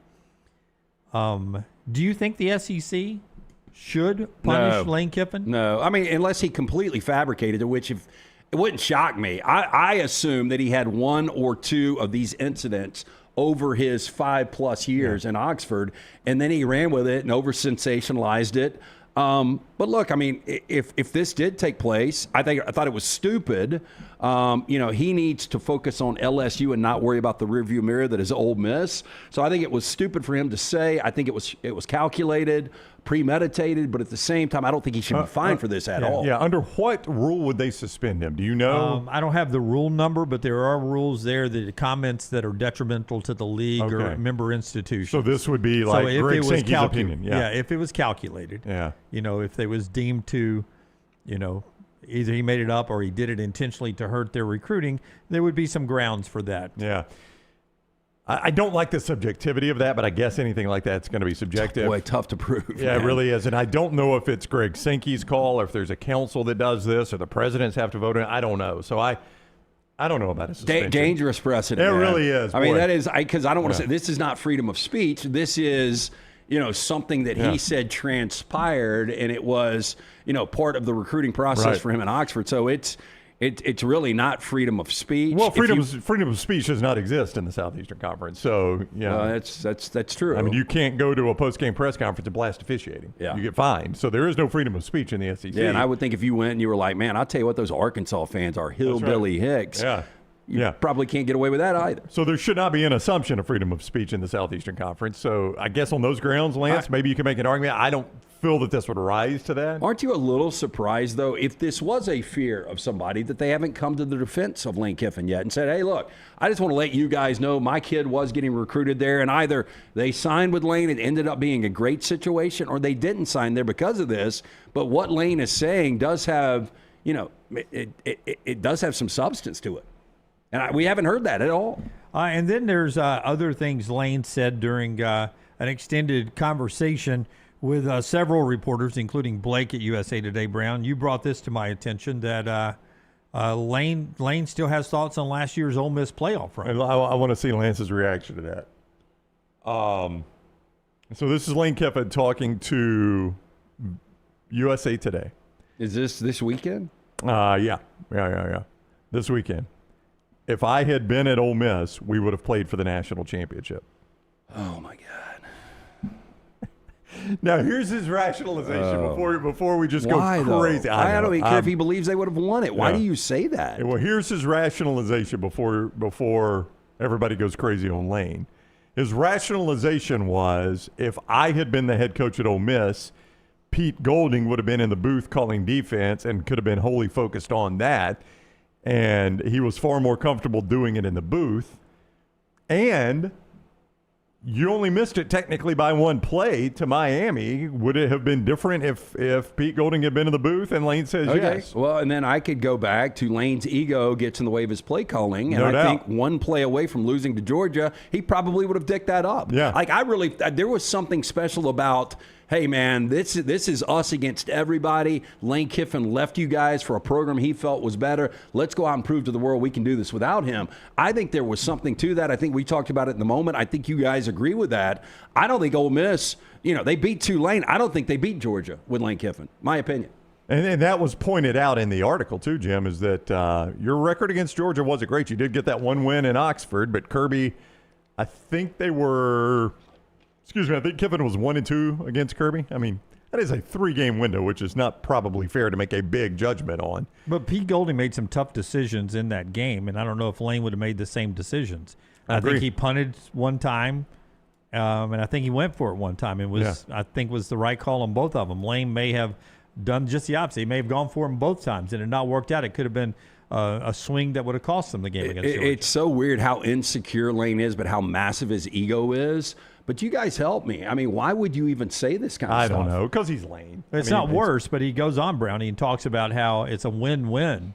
That it's a win-win for both people that I left Ole Miss. Well, I mean, go ahead, because I'll give you the quote. Give me the quote, but basically, I'm going to summarize it. It's kind of a long quote. Basically, he's like, "Hey, Ole Miss fans tell me all the time, or I hear all the time, Ole Miss fans love Pete Golding more than they love me. Win. Trinidad Chambliss cashed in. Win. LSU got the coach they wanted. Win. I mean, he just goes. All my assistants got raises. That's all the new LSU assistants got raises. Win. The guys that are back at Ole Miss got raises. Win. Pete got a job. He's like, he was painting it as a win-win for everybody. And it's and as Blake Toppmeyer very kindly says in the article, it's almost like, and I'm going to paraphrase this, almost like leaving a bride at the altar, and she finds another husband eventually, and you say, see? was a win-win for everybody. I got the woman I wanted. Yeah, look. You get your husband. There are not a lot of win-wins in sports. You guys know I like to circle back to my Rams, but when they traded in 2021 in March for Matt Stafford and Detroit and Brad Holmes got this overhaul of picks and they got Jared Goff, that was a win-win. Yeah, now, I would agree. In retrospect, I mean, look, this might end up being a win-win. Maybe LSU is a little bit better with Kiffin, and maybe Pete Golding keeps Ole Miss, chugging along. But that's more of a passive-aggressive, hey, man, they got what they wanted. That's not what Ole Miss fans wanted. Ole Miss fans have turned on you because of your actions, because of comments like this. Yeah, he's smart enough to know. They say they got a better deal in Pete Golding. And this is no offense to Pete Golding. I think Pete's a really good coach, and I hope he's super successful there. Me too, man. I hope he wins the league this year. Me too. But they know he's smart enough to know they're saying that because they hate Lane Kiffin, not because they think they got a better deal than Pete Golding. They wanted Lane Kiffin to stay. And he's shitting on Pete Golding multiple times, like indirectly by saying that about, beating Georgia or would have beaten Miami, and then saying the same thing about, well, they got what they wanted. Yeah. So, yeah, I mean, he tries to paint this as a win-win-win-win for everybody, and it's just – that's disingenuous. Now, what he said about we would have played for, I was really surprised he stopped there because he even said, I don't know if we'd have beaten Indiana because Mendoza was playing so good. That's what he said. But maybe we would have. But then you could tell he calculates the fact that, Miami had a shot at beating them. Maybe we would have beat them. But I half expected when I saw the tweet from USA Today, I was like, oh, my. I was a little surprised Lane didn't say we would have won the national championship if I would stay there. All he said was we would have played for it. Okay, but he believes that, right? That they would have played for it? Again, circle back to now with the money you're spending at LSU, he believes he would have won at Ole Miss. He obviously believes this is a much better job. If I'm an LSU fan, this is going to sound crazy, and I don't know if you guys agree, but getting to the college football playoffs is not enough. We need to make noise in year one. I agree 100% with you on that. I'm being the villain now in college football. He tells USA Today, he's like, Charlie Weiss Jr. and I were talking. Charlie Weiss is not a villain type guy, but he came to Lane and says, Coach, I think we just have to go with it. They just all hate us because now we're combined with this place. Usually people hate LSU anyway outside of here, so now you're combined with this place, and they already hate this place and these people. And it's almost a villainy stadium, so we just have to go with being the villain. Oh, woe is me. I mean, what do you think you're going to get? Ole Miss gives you all of these resources and opportunity. You get to a college football playoff. You saw the noise they made last year, but you decided to take another job. Nobody has – I can't – well, Steve Spurrier. I was about to say I can't think of a coach that has relished the villain role more in the SEC than Lane Kiffin, but it is Steve Spurrier. Yeah. He relished the villain role. But you got to admit, Lane relishes the villain role. When he went back to Tennessee – I mean, I don't know that he particularly did anything to instigate it, but you can't tell me he didn't love them throwing mustard bottles and golf balls at he him. still has the mustard bottle and the golf ball in his office. Bingo, to my point. Yeah. And when he was doing the post-game interview with Cole and he was holding the mustard bottle, he relished that. Well, he held up the golf ball to the fans when he caught that one. Yeah. Picked it up. Here's how the story ends. From Lane Kiffin, quote, I'm not like a big history guy or a Marvel comics and movies guy. But a lot of times the hero becomes the villain, then becomes the hero again. Oh, wow. First of all, when were you ever a hero? That's a good point. Yeah. I mean, look, he did things that we haven't seen in our lifetime at Ole Miss, but still, you didn't finish the deal. Nothing will make him less of a hero than winning big at LSU. That's only going to make you a bigger villain. Yeah, and it's really, for LSU fans, it's expected. I mean, you've already seen Saban, Miles, and Orgeron do it. You might be the hero in Baton Rouge, but if you think, and maybe this is not what he means by this, maybe he only means in Baton Rouge, that's fine. But if you think winning at LSU is going to make you a hero to SEC fans, negative, my friend. That's going to make you a bigger villain than you already are. Yeah, LSU fans might or might not smell like corn dogs, but I guarantee you, behind the scenes, there are discussions, they probably won't let us know this, but don't you think they're probably like, damn, he needs to pull back a little bit? Yes. Why increase a target that's already there? I mean, he is the complete opposite of Saban. I can't believe Saban put up with this shit for as long as he did. It really is amazing. That shows you how good of a play caller he is. It really does. Because, why would you want to be associated with that? Greg Sankey on the expanded playoffs and what's ahead at the SEC meetings later in the show. Also, CBS, Brad Crawford, has some tremendous stats, 26 of them going into the 2026 season. I'll bounce a few off these guys for their reactions and comments on that still to come in the show. But before we get to 4 Downs right now, 4 Downs coming up after I tell you about our friends at Way to Wellness, your journey to healthy living, your chance to jumpstart some weight loss or get back on after you had a great weekend of eating steaks and unbelievable things on the grill, the burgers and the dogs and the Boston butt. Everybody eat a little barbecue pork over the weekend. Yes, sir. So Last good. night. Homemade banana pudding, just so much good stuff over the weekend. Jumps back on the weight loss program or maintaining that weight loss with our friends at Way to Wellness, your journey to healthy living. They've got no contracts, no sign-up fees, and the first consultation with Leslie is absolutely free. Everything from injection therapy to meal replacement and everything in between. Planforme.com. It's Way to Wellness, your journey to healthy living. And 4 Downs brought to you by Central Alabama Asphalt and Construction. Every single day you ride the great roads of the state of Alabama and you see those road projects going on. There is a good shot you're seeing our guys from Central Alabama Asphalt and Construction do those jobs. Major state, major federal government, major municipal roadway projects across Central Alabama, all are many of them are done by Central Alabama Asphalt. But it may tell you that they don't have time for your smaller project like a driveway or a parking pad or a parking lot for a church or something like that. That is not true, my friend. They've even got an entire division based just on those jobs. Same crews, same quality, same no excuse standards. For estimates, any job big or small, 205-349-0910, 205-349-0910, or CentralAlabamaAsphalt.com. First down. On this date in 1967, the Beatles released Sgt. Pepper's Lonely Hearts Club Band. Also on this date, 70 years before that, in 1897, Bram Stoker released the legendary goth horror novel Dracula. Which has had the bigger cultural impact? My goodness, how many Draculas have been made? I mean, 1,000. Way too many to count. Yeah. Yeah. And they still make them. They still had a version of it this year, right? But to date, it's still a pretty big kid's Halloween costume. You'll see a kid every Halloween as Dracula, and you don't have it without that. Yeah. I mean, we just had a new Dracula with Caleb Landry Jones this past year. I am not a big Beatles fan. Could leave or take their music. Doesn't really do a ton for me, but you cannot deny their impact on worldwide music. So I think I'd have to say the Beatles. I would agree with that. I saw the last Colbert Show interview with McCartney, and he said it was a big deal when they came and played in the Ed Sullivan Theater for Ed Sullivan on that show back then, because all their influence was American music, that they didn't really listen to British music. But I thought it was funny because them coming to America was the British invasion, right? That's right. But all they listened to was American music, so it was a big deal. They said we were nervous because we were coming to America to play for the first time. So I agree with you. I don't love the Beatles. Don't really listen to them a ton. Unless they pop up, I don't turn them off. But you guys both went and saw Love at the Mirage, right? The Cirque du Soleil? No. I did, yeah. It was great. I've seen it twice. Now, I don't know. So good. We were looking into it again because, the Rams play out there in October. And so I was like, I'd like to see Love again. They pulled the plug. I didn't see it last time I was in Vegas. It was not available this time when we were both out there. Permanently. Yeah. So give me the Beatles. I will go Dracula, but just because of what you said, I mean, you still have kids wearing capes. I'm going to go Dracula too, but it's really close. So I just looked it up to see how many Dracula movies there are.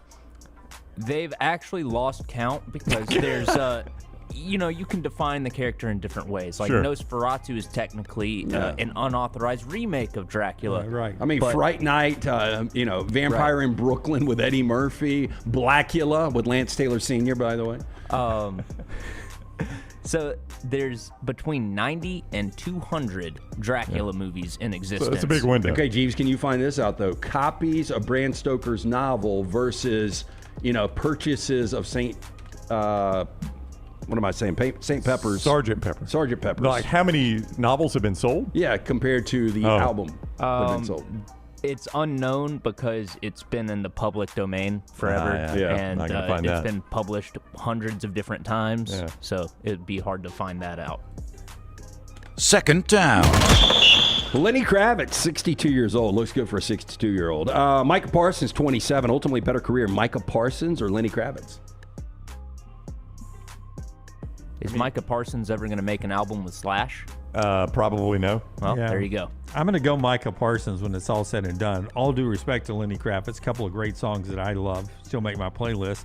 Unbelievable guitarist, and seems like an all-around good dude. I mean, he hasn't really had that great of a career, has he? I mean, I think he's had. It's been a long life. I mean, to put in perspective, I was in school. I went to Beard Eves to see the Colt and Lenny Kravitz. I think he's had a good career. A long ass. I mean, So and Scott brings up a good point. He's got his acting career too. He was in the Hunger Games movies. Okay. Yeah, well, he spawned a really good filmmaker in his daughter and Zoe Kravitz, for Very whatever true. that's worth. Yeah. I probably feel like I'm going to go Micah Parsons here. I think he could eventually be one of the best linebackers to have played the game. I'll be interested to see, at Green Bay, bouncing back from the injury. Look, and he can be dominant at times, but I'm going to go bird in hand. I'm going to take Lenny Kravitz, and I really don't like Lenny Kravitz's music, but I'll take Lenny Kravitz. Third down. Two heavy hitters here. Stevie Nicks, 78. Hank Williams Jr., 77. Stevie Nicks or Hank Williams Jr., better career? I don't know about better career, bigger influence on me, Hank Williams Jr. It's my go-to karaoke song. Didn't he? Which one, Dinosaur? Or? No, I get all balled up inside. I can't remember the name of it right now. Whiskey Bent Hellbound? Yeah, Whiskey Bent Hellbound. Look at that. Look at that pull. For me, pretty it's good. Stevie From Nicks one on the line. I left get all side. balled up inside. So do you guys think, though, and you would know this more, country music becoming mainstream, how important was Hank Williams Jr. to that? Because that was the first country music I was ever exposed to. I mean, it feels like looking back on it now, Jim, a big deal that Monday Night Football used him as long as they did. Yeah. I mean, that was I that. can see that. I mean, he was transcendent. Yeah, I mean, Monday Night Football started with Hank Williams Jr. every single Monday night on ABC, and that was a pretty big TV audience. Yeah, even though I did not love that song. Nor did I, but let me tell you. That's a great point. When I hear that song today, all I think of is Monday Night Football. I do too. Yeah. I do too. And as soon as you hear there's obviously something iconic about both, and Stevie Nicks was able to go on from one of the biggest commercial bands ever to having an incredible solo career. But think of how many times you hear Landslide or Landslide remake in your life. You're right. It has been covered a lot. Yeah, or just, Dream still. I mean, Fleetwood Mac, to be, 5 decades later, the impact they've got is pretty There was massive. that weird trend during the pandemic where people were skating around drinking cranberry juice. Ocean Springs I remember was it. playing. I remember it. I love those videos. What was the? What's the album again? Rumors. The Rumors album. Didn't we say that it makes the top 25 in album sales every year? Probably. Oh, yeah. Probably. Yeah, I could believe it. I mean, it still gets Because, all the resold. kids, I think our parents had the album, and our kids have the to album. Tyler's point, you got to think about kids this day and age, Jim. That Silver Springs that is on TikTok, just that little cut of that song. That song has become hugely popular among teenagers and college-age students simply because of that. And by the way, a lot of them have researched the story behind that song, and they're like, wow, that band was super dysfunctional. Oh, yeah. Yeah, you think? I think Fleetwood Mac's music is more respected than Hank Williams. So I'd probably go Fleetwood Mac. Hank was probably a little dysfunctional, too. I Right? would say so, yeah. I mean, as I start off, Hank for me, but I will say the answer is going to be Stevie Nicks. Fourth down. The late John Wayne would have been 119 years old. This is so random. Forrester, you'll love it.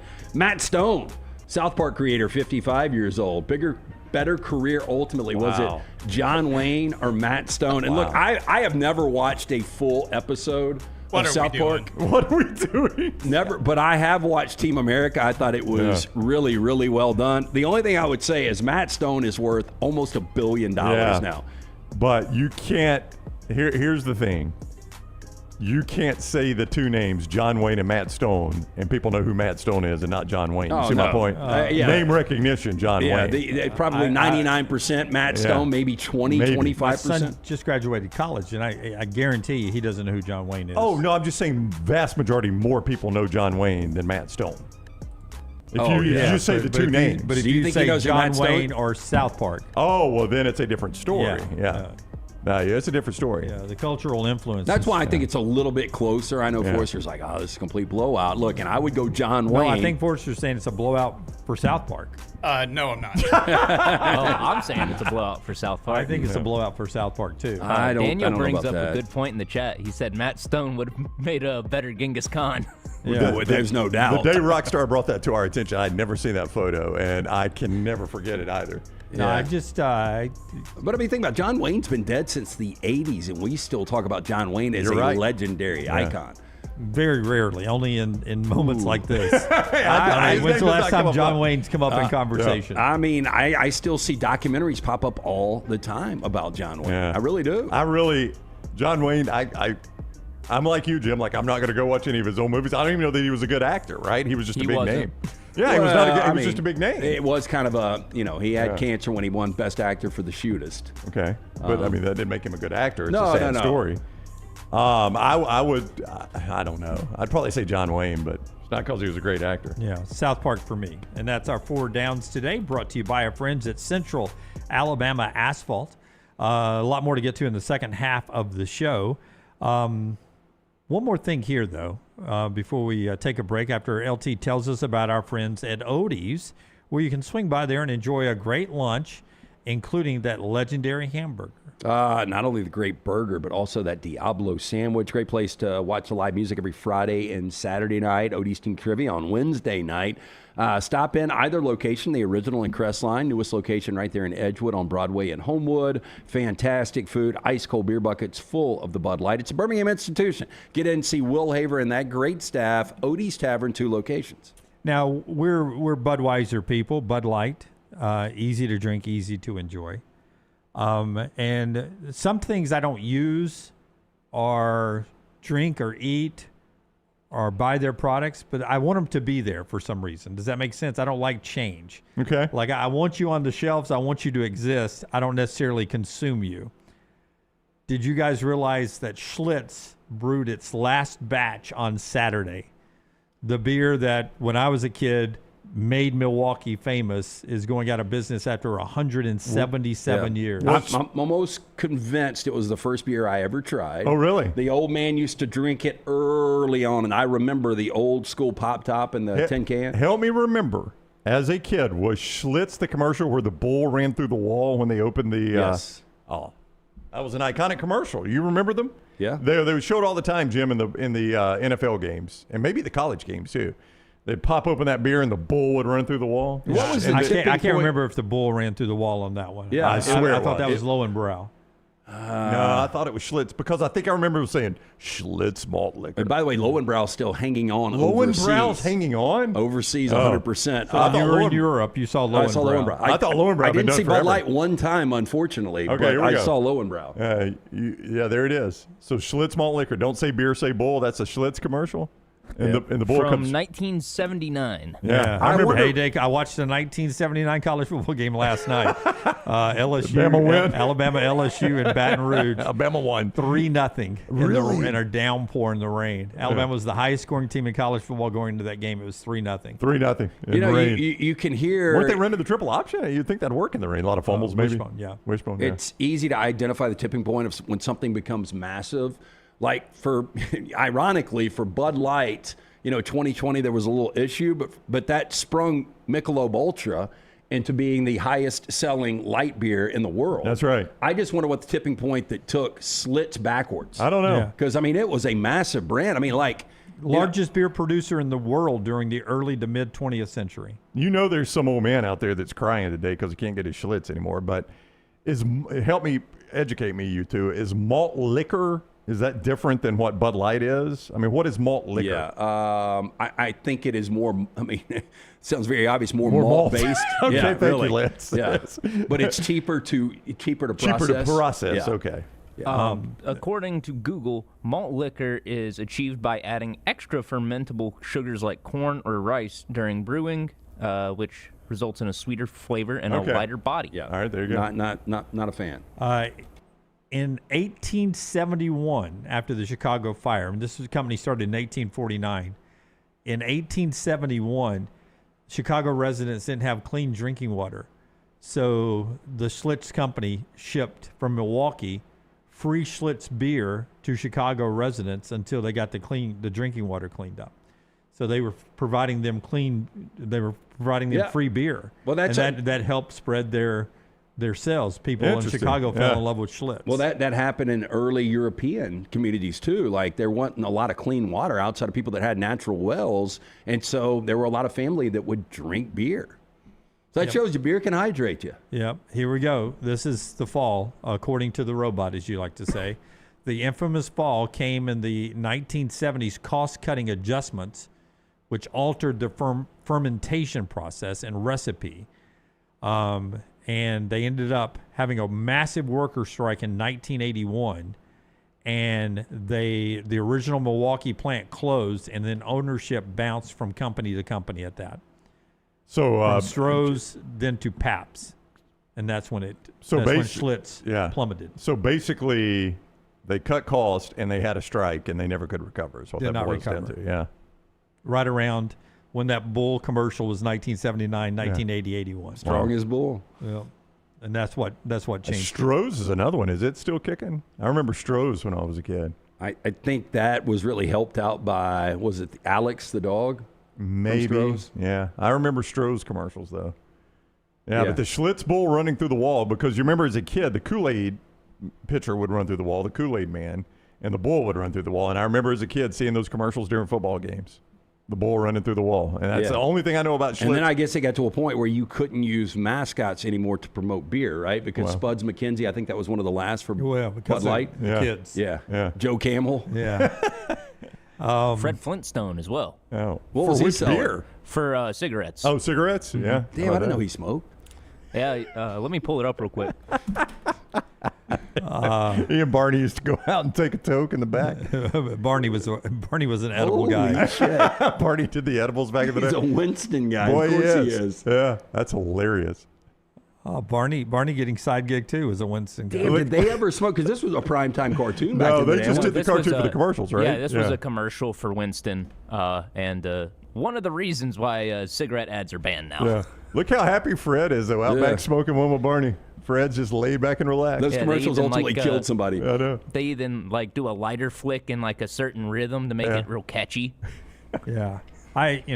After having one of those big dinosaur steaks that they used to eat, to walk out back and have a smoke, probably tasted pretty good. That's right. Cap it off. All right, a little walk back through memory lane.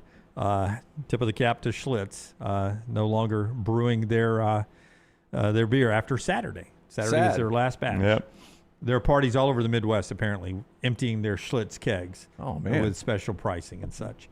All right, when we come back to the SEC meetings on the show that's being brought to you today by the great folks at Gutter Cap. Boy, you needed them this weekend. Yeah, look, that rain, I did notice a spot, and I talked to my man Chris Stewart over the weekend. Got a little issue with the back gutter. Look, he's not necessarily your gutter man, but he is the guy that can cap the gutters to make sure you don't have issues at your house. You need to make sure the gutters are clean and free-flowing. The answer is Gutter Cap, 205-823-2212. Chris Stewart will come out, give you an absolutely free estimate. You'll never do the dirty, dangerous job again that is cleaning the gutters. Imagine the scenario. You get on the roof, you slip, you fall, you snap the neck and die. No good to the wife or kids. Cap it, don't snap it. 205-823-2212. Tell him the next round sent you. For more information, guttercapbirmingham.com.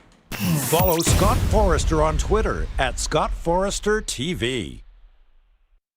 From driveways to interstates, accidents happen fast. The insurance company's response? Here's our offer. Take it or leave it. Leave it. Call Alexander Shinara Trial Attorneys. Over 250,000 clients. And no, they don't accept lowball offers. They fight, they win. Over $2 billion recovered. Call now for a free consultation. 659-777-7777 or alexwins.law. Physical office location, Birmingham. Sterling and the fine folks at Champy's Chicken on Highway 119 in Alabaster want to welcome you in for a great lunch or dinner starting at 11 a.m. every day. Chicken that's brined overnight and cooked to order, and the taste of the Delta with those Delta recipe tamales. Champy's is perfect for all your tailgating needs this football season. You can also choose Champy's for your next party, wedding, or birthday. Great food, great people. Champy's Chicken on Highway 119 in Alabaster, and everything online at champyschicken.com. At Central State Bank, we are large enough to serve you and small enough to know you. Manage your money with ease, whether it's mobile banking, hassle-free checking, competitive loans, business solutions, or personalized financial advice. We're your hometown bank with big-time service. Visit us today and experience banking made simple, because at Central State Bank, you come first. Member FDIC. Never miss anything from the next round when you listen on demand through the podcast platform of your choice, Apple, Spotify, iHeart, or Google Podcast, wherever you listen. Always like, follow, subscribe, turn on automatic download so you can catch every part of the next round. Listen anywhere in the world, anytime on the Next Round podcast feed, and support the show by following, subscribing, and turning on automatic downloads on any podcast platform. Listen anywhere in the world, anytime on the Next Round podcast feed. Thanks for always making the next round a big part of your day. Hey, for all of your IT and printing needs, reach out to our friends at Xerox Business Solutions. Look, I'm still one of those old school guys. I print my notes every single day for the show. If you watch the show here on the next round, you see all the notes in front of me. From day one, Xerox Business Solutions, they've been with us here at the next round. Local for over 45 years. For all of your IT and printing needs, visit XeroxBusinessSolutions.com or call 205-969-3000. That's 205-969-3000. Hey, there's nothing worse than waking up to a plumbing problem. Don't get caught in a flooded house. Call the guys at Hemp Hill Services. Adam, Chad, and the team at Hemp Hill are the only ones I trust to fix it and fix it right the first time. Hemp Hill Services does it right and always at a fair price. For all of your plumbing, cooling, and heating needs, trust the name that Birmingham has trusted since 1954. That is Hemp Hill Services. Call now, 205-229-2090. That's 205-229-2090. Remember the name Way to Wellness if you're battling weight loss in your life. I'm Jim Dunaway from the next round. There was a time I was over 216 pounds until Way to Wellness helped me lose 45 pounds, and now for over 2 years, they've helped me keep that weight off. Here's their website, aplanforme.com, aplanforme.com. That's a great name for a website because there's no cookie cutter plan. Everything is designed specifically for you. No contract, no sign-up fees, and your first consultation is free at Way to Wellness. Hey, Lance Taylor from the next round to tell you about one of our favorite places for breakfast, lunch, and dinner. That is Hamburger Heaven since 1982. Hamburger Heaven has been serving Birmingham's best hamburgers, cheeseburgers, French fries, hand-spun milkshakes, and sandwiches made fresh to order. All of their ingredients are fresh and prepared daily. This includes their beef, always fresh, never frozen, hand-pattied each and every day. For breakfast, lunch, or dinner, visit any of the 4 locations, Highway 280, Irondale, Gardendale, and Homewood.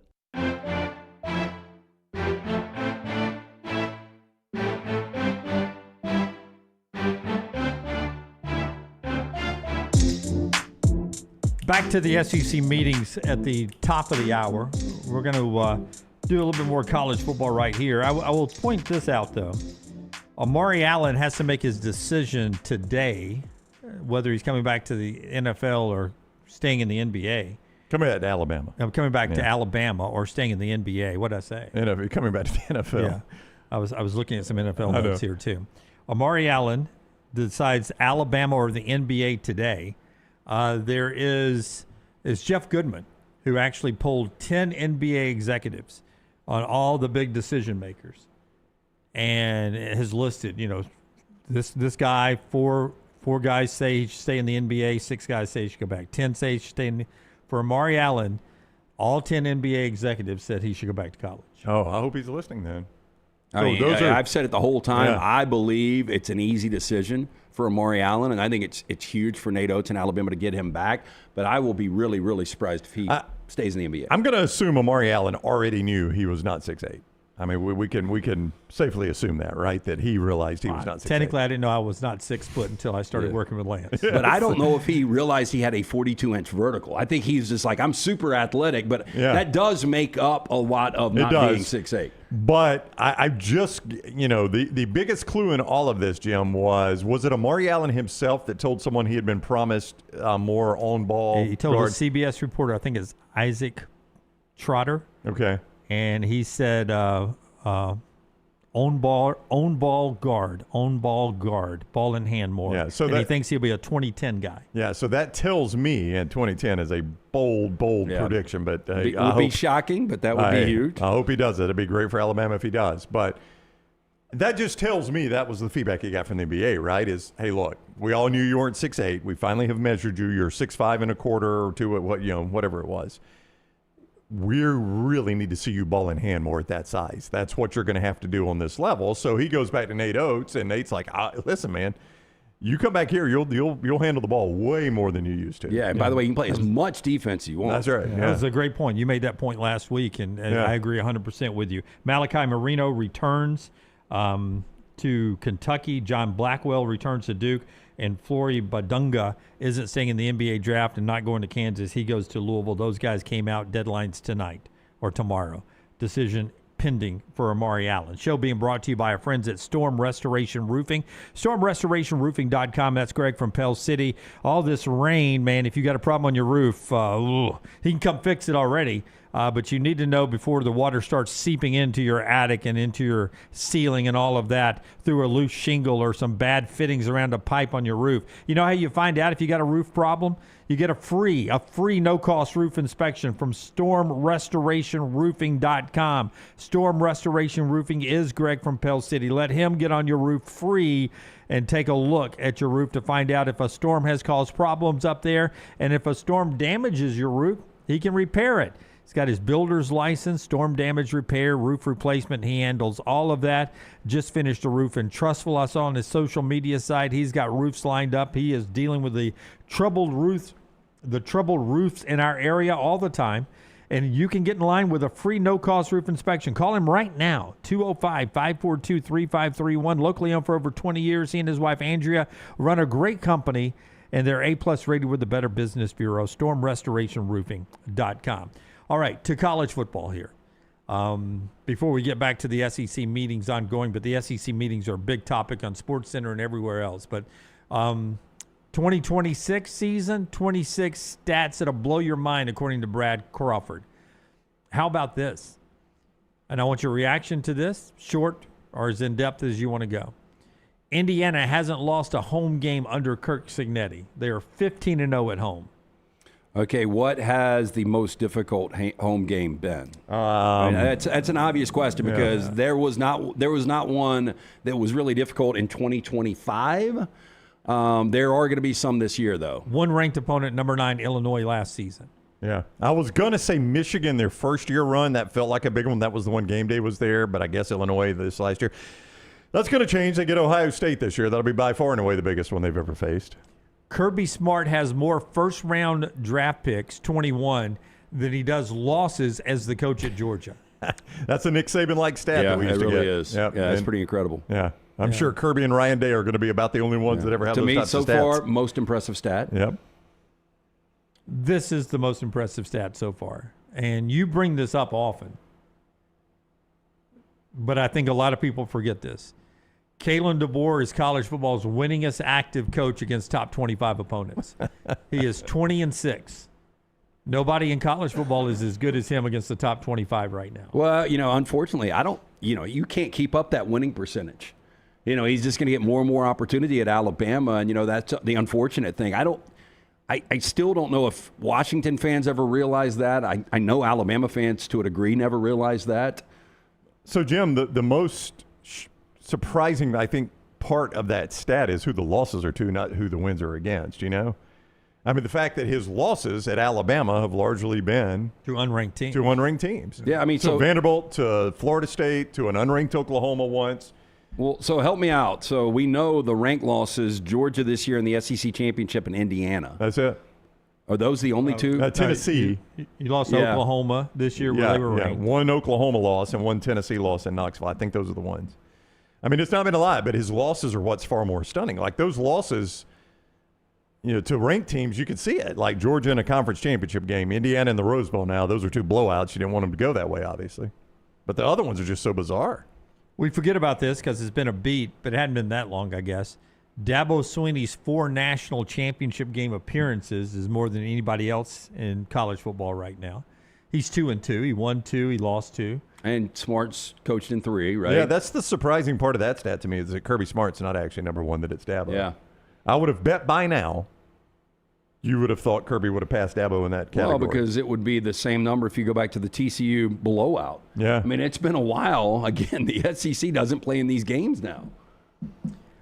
In the AP poll era, 9 SEC and 9 Big Ten programs have won conference titles. So we talk about depth of the leagues. In the AP poll era, there have been 9 SEC and 9 Big Ten programs to win conference championships in each of those leagues. So Indiana, Ohio State. Well, we got to count Oregon. Michigan's 4. Penn State. Penn State would be 5. Since when? Since the start of the AP poll, which was 1937. Never mind. Yeah, no reason to even I count was thinking that. more recent. Yeah, I was too. I was thinking he said playoff era there. I was like, that does not make sense. Or BCS era or whatever. But it's 9-9. I mean, that does show, at least historically, there's been a little more depth. Well, you wonder if you can ever get the Wisconsin, Nebraskas back to, and even Michigan State back to the level they were at. Yeah. I mean, that would go a long way for the Big Ten. Yeah. How many? We've had 12 SEC champions since we expanded to 12 teams. I mean, since we expanded to 4 teams, we've had the 2014 playoffs. Okay. We've had 12 seasons. 12 correct? total champions. Okay. Yeah. 11 SEC championships have been won by Alabama and Georgia. Meanwhile, in the Big Ten, they've had 6 different programs win the title. Ohio State's won 6, Michigan's won 3, Indiana's won 1. So they've actually, since we've gone to the playoffs in 2024, they've actually had more variety at the top than we have. Yeah, but I wonder if it stretches out now with Texas, LSU, and even Texas A&M. You know, ultimately, A&M's going to break through and win one of these. Texas You would think. Yeah, I mean, Texas has obviously been closer. They've been in the game finally. Yeah, and Ole Miss is, big next couple of years for Pete Golding, but Ole Miss is there right now. Brad Crawford, CBSSports.com. Chances are high we see another first-time playoff participant this year. SMU has been there, Arizona State, Texas Tech, Texas A&M, and Miami last year. Of these teams, who do you like? UNLV, Memphis, Louisville, BYU, Houston, Utah. Is USC not in this group? USC, Okay.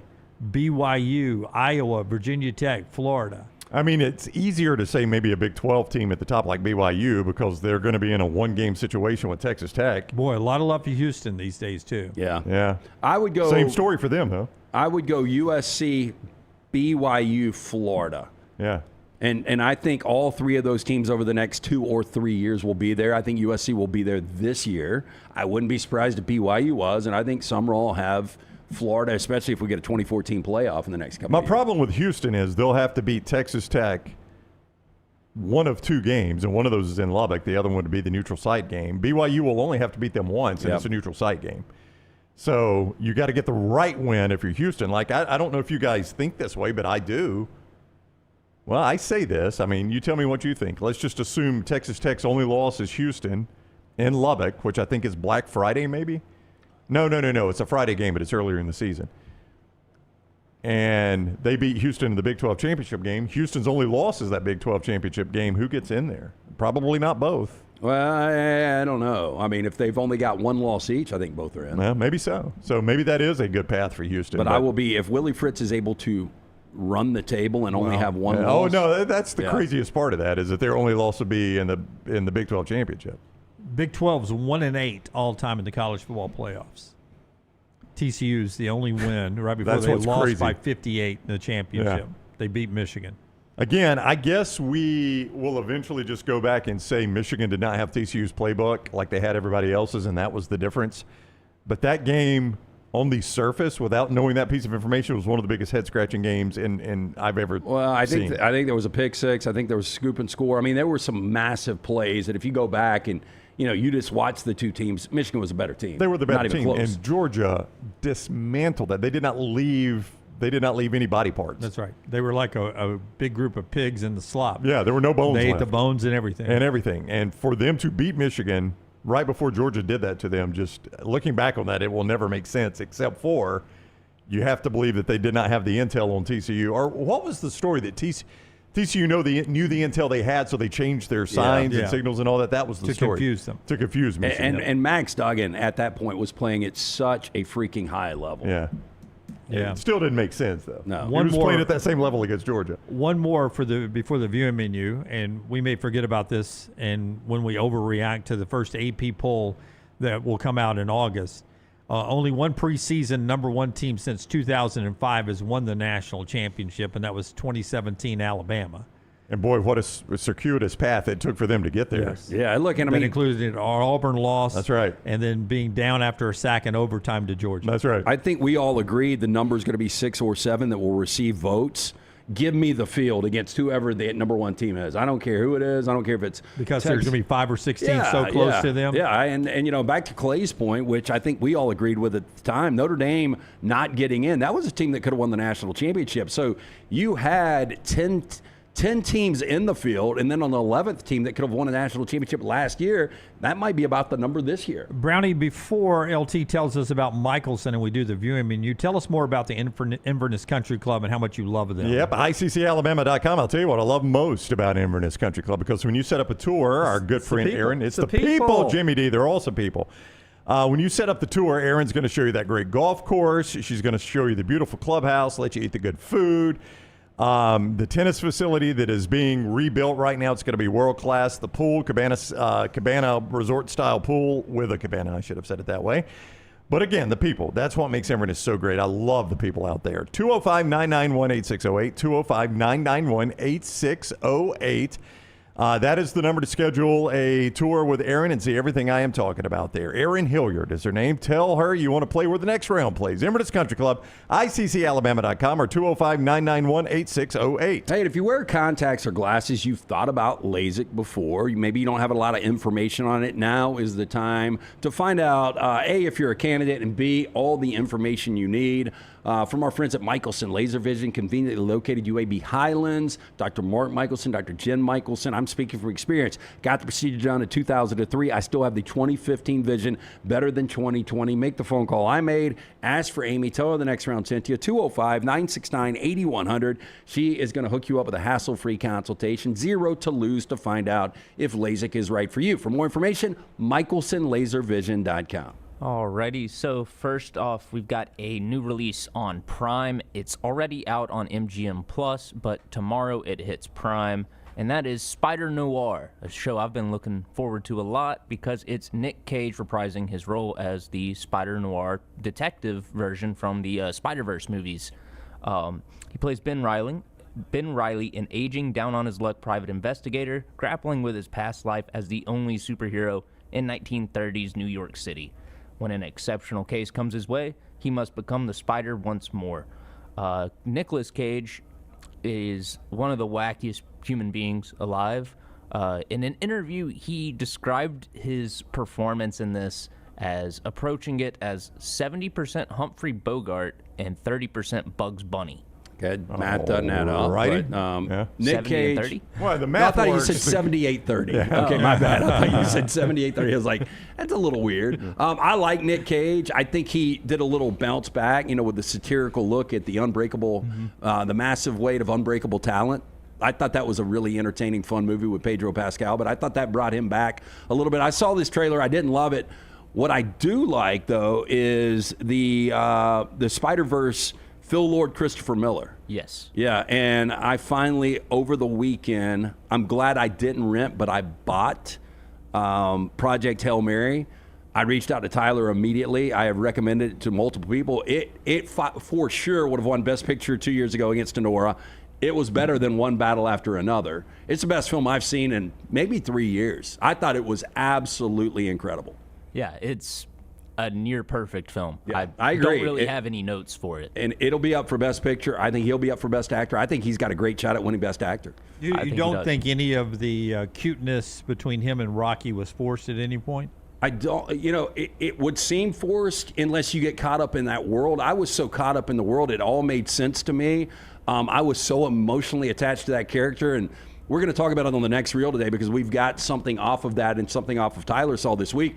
And I'm afraid to talk too much about it because I think it's still so new and a lot of people haven't seen it. So I don't really want to give anything away because I didn't know what to expect going in. I had no idea. I knew it was a science teacher or a math teacher or maybe a little bit of both.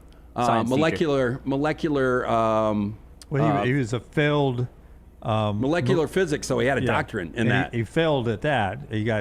He had his belief and got kicked out and just went to teach because he was just went. He had no ties to anything. But I just knew he was a teacher that ends up in space. Didn't know the backstory. I just thought it was storytelling at its apex. Yes, it was absolutely fantastic, and Christopher Miller and Phil Lord do such a great job of blending comedy and heart together.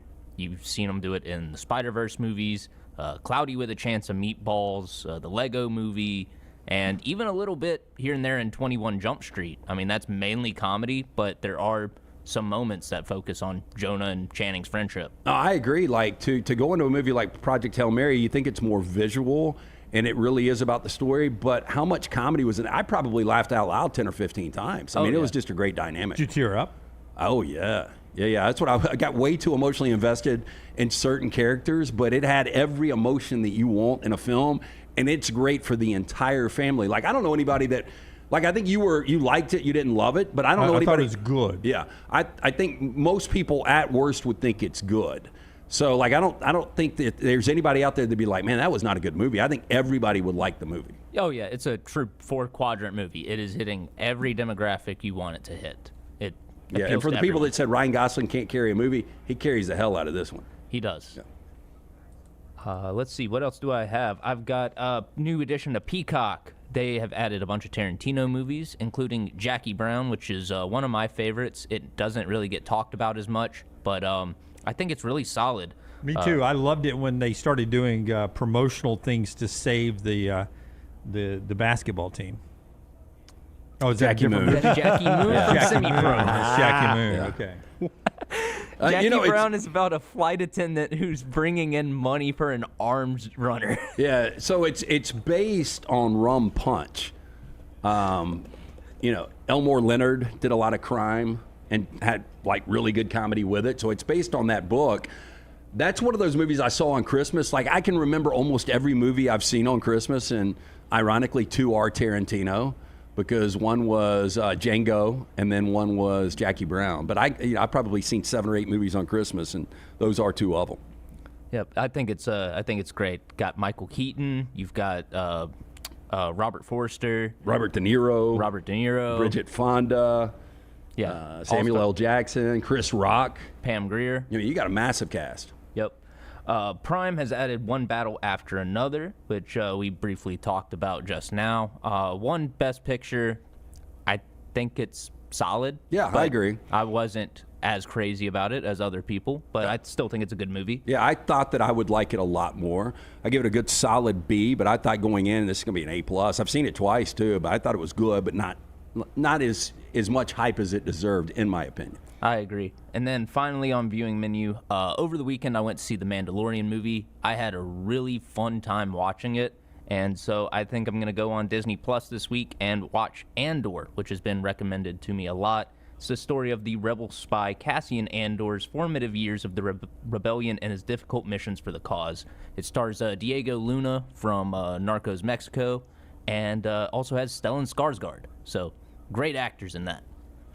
And that's all I got. That's what Tyler's watching, brought to you by our friends at Michelson Laser Vision. When we come back, Greg Sankey on football as a tournament sport. He has a thought about that and a lot more from the SEC meetings as they move to day 2 of 3 or 4 days down in Destin.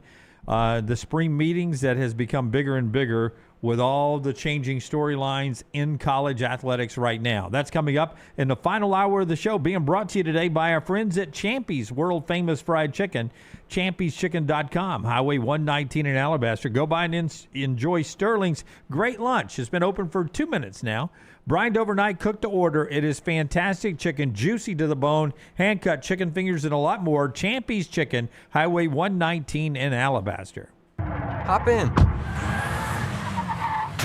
Injured in an Uber or Lyft? Here's the problem. Was it the driver's fault? The other car? The app company? Good luck figuring that out while you're trying to heal. Alexander Shinar Trial Attorneys, they've got a guy for rideshare accidents. And here's the best part. They don't get paid unless you do. You heal. They fight. One call, 659-777-7777. Or visit alexwins.law. Alexander Shinar Trial Attorneys. Because rideshare accidents need an experienced team. Physical office is Birmingham. Sterling and the fine folks at Champy's Chicken on Highway 119 in Alabaster want to welcome you in for a great lunch or dinner starting at 11 a.m. every day. Chicken that's brined overnight and cooked to order, and the taste of the Delta with those Delta recipe tamales. Champies is perfect for all your tailgating needs this football season. You can also choose Champies for your next party, wedding, or birthday. Great food, great people. Champies Chicken on Highway 119 in Alabaster, and everything online at champieschicken.com. At Central State Bank, we are large enough to serve you and small enough to know you. Manage your money with ease, whether it's mobile banking, hassle-free checking, competitive loans, business solutions, or personalized financial advice. We're your hometown bank with big-time service. Visit us today and experience banking made simple, because at Central State Bank, you come first. Member FDIC. Next Round shirts, Next Round hoodies, and Next Round hats are all in one place. NextRound.store. Find your favorite piece of gear from your favorite show and put it in your rotation. You never know. You might be in one of our videos showing Next Round gear being worn all over the world. Find all your favorite Next Round gear by visiting NextRound.store. Place an order for you and that big Next Round fan in your life at NextRound.store. Look your best at work, at school, at the stadium, or anywhere you go wearing Next Round gear from NextRound.store. Stop by the New York Butcher Shop and pick up the finest in certified Angus prime beef steaks and burgers, premium pork chops, ribs, and all-natural chicken cut to order just for you. Their chef-prepared entrees and side dishes are the perfect dinner-to-go choice for your family and are ready to heat at home. With a great selection of fine wines and desserts, the New York Butcher Shop is your one-stop dinner shop. 2 locations to serve you, Cahaba Heights and on Highway 119 in Greystone. The New York Butcher Shop, rare quality, well-done service. Hey, for all of your IT and printing needs, reach out to our friends at Xerox Business Solutions. Look, I'm still one of those old school guys. I print my notes every single day for the show. If you watch the show here on the Next Round, you see all the notes in front of me. From day one, Xerox Business Solutions, they've been with us here at the Next Round. Local for over 45 years. For all of your IT and printing needs, visit XeroxBusinessSolutions.com or call 205-969-3000. That's 205-969-3000. Remember the name Way to Wellness if you're battling weight loss in your life. I'm Jim Dunaway from the Next Round. There was a time I was over 216 pounds until Way to Wellness helped me lose 45 pounds, and now for over 2 years, they've helped me keep that weight off. Here's their website, aplanforme.com, aplanforme.com. That's a great name for a website because there's no cookie-cutter plan. Everything is designed specifically for you. No contract, no sign-up fees, and your first consultation is free at Way to Wellness. Hey, let me tell you about our friends at Urology Centers of Alabama. Compassionate and comprehensive urological care with 35 physicians, 17 locations across Alabama. Their patient-centered approach to all of your urological needs. Remember, they've got that new men's health center. It is beautiful, helping men with a wide range of sensitive male issues in a comfortable environment. You can always go online, visit urologycentersalabama.com, schedule an appointment with one of their many urologists today. Jim Dunaway, Lance Taylor, Ryan Brown. The Next Round, presented by Bud Light, is on now. And as I said, the final hour brought to you by our friends at Champy's World Famous Fried Chicken. I told you what I'd get, the 2 big breasts, juicy down to the bone because it's brined overnight and cooked to order. What would you be getting, Tyler, today if I could transport you right now at 11:07 Central Time to Champy's? Ooh, so last, over the weekend when I was there, I tried the chicken filet sandwich they make. I had never had that before. They put some coleslaw on there. Oh, yeah. Some tomato and some mayonnaise, a little spicy mayonnaise. Delicious. I love coleslaw on a chicken sandwich. Oh, I do too. Oh, yeah. It is a great chicken sandwich. But I think I might go back to chicken fingers today. Or I might go tamales. Or I might go with the cheese, pickle, and sausage Order platter. it all. Yeah, I might order everything and just get fat. See what you can get at champyschicken.com, champyschicken.com. Highway 119 in Alabaster, lunch, dinner, happy hour. Just a great place to go enjoy good times and good food with good friends. All right, back to the SEC meetings in Destin. Now, people are going to be like, what's going to come out of this? Greg Sankey has already told you, as LT pointed out, they've got until December 1st, so they're not going to come out with a new college football playoff plan. Part of the reason why they won't do that is because it's the SEC meeting and not all the college football players. The Big Ten's not there. But there are thoughts about what's going on. But here first is Greg Sankey. He's so good at this. He's one of those leaders that I think does a great job of trying to stay between the lines of good leadership. And he explains right now where college athletics is and the challenge he has of being a leader during this time. Listen to this before you hear anything else from the SEC meetings. What we're dealing with is historic change. And I have to check myself on this all the time. So if you want like a confession, somebody can tweet this. Having to move from a system that was seen as working pretty well, not perfectly. By the way, show me the perfect system. Show me the perfect system to oversee college sports for all the criticism. But to move away from that system that worked well into something much different has been a healthy exercise. But those of us that knew the then and the now have to constantly check ourselves, not just to go back to the old way of thinking. And that kind of transition in leadership is challenging. Part of the reason you want to be a leader is to meet the challenges, but that part of leadership is challenging for us. And that's an honest observation about what's happening in college sports. And that's hard for anyone. If you have done anything ever and it worked, and then you're faced with having to do it differently because the world has changed, it's hard not to go back to doing things the way that they used to be. I'm that way in my life all the time because when it worked, it was comfortable. And I understand what he's saying. That's hard to do. And there's no going back to 4. You guys would agree with that. Once you go to 12, no, you'll never go back. So if you go to 16, there's no going back to 12. If you go to 24, there's no going back to 16. And look, although the Big Ten has overtaken the SEC as far as championships, Sankey is still a bigger name than Tony Petitti right now. And, I believe there is a responsibility, so I completely understand what he's saying. You don't want to be the guy that is – was the guy responsible for the extinction of the dinosaurs. That's right. Now, I don't know how that would ever happen in college football, but slow playing this, there's nothing wrong with it when, again, we're 6 months and a week out. Yeah. And there's no reason this has to be this. Again, ESPN is the one that is in control of this whole thing. They've got the contract. If everybody on the planet wanted 24 teams, ESPN has the contractual right to say, nope, we're sticking with 12. Well, why not go out kicking and screaming?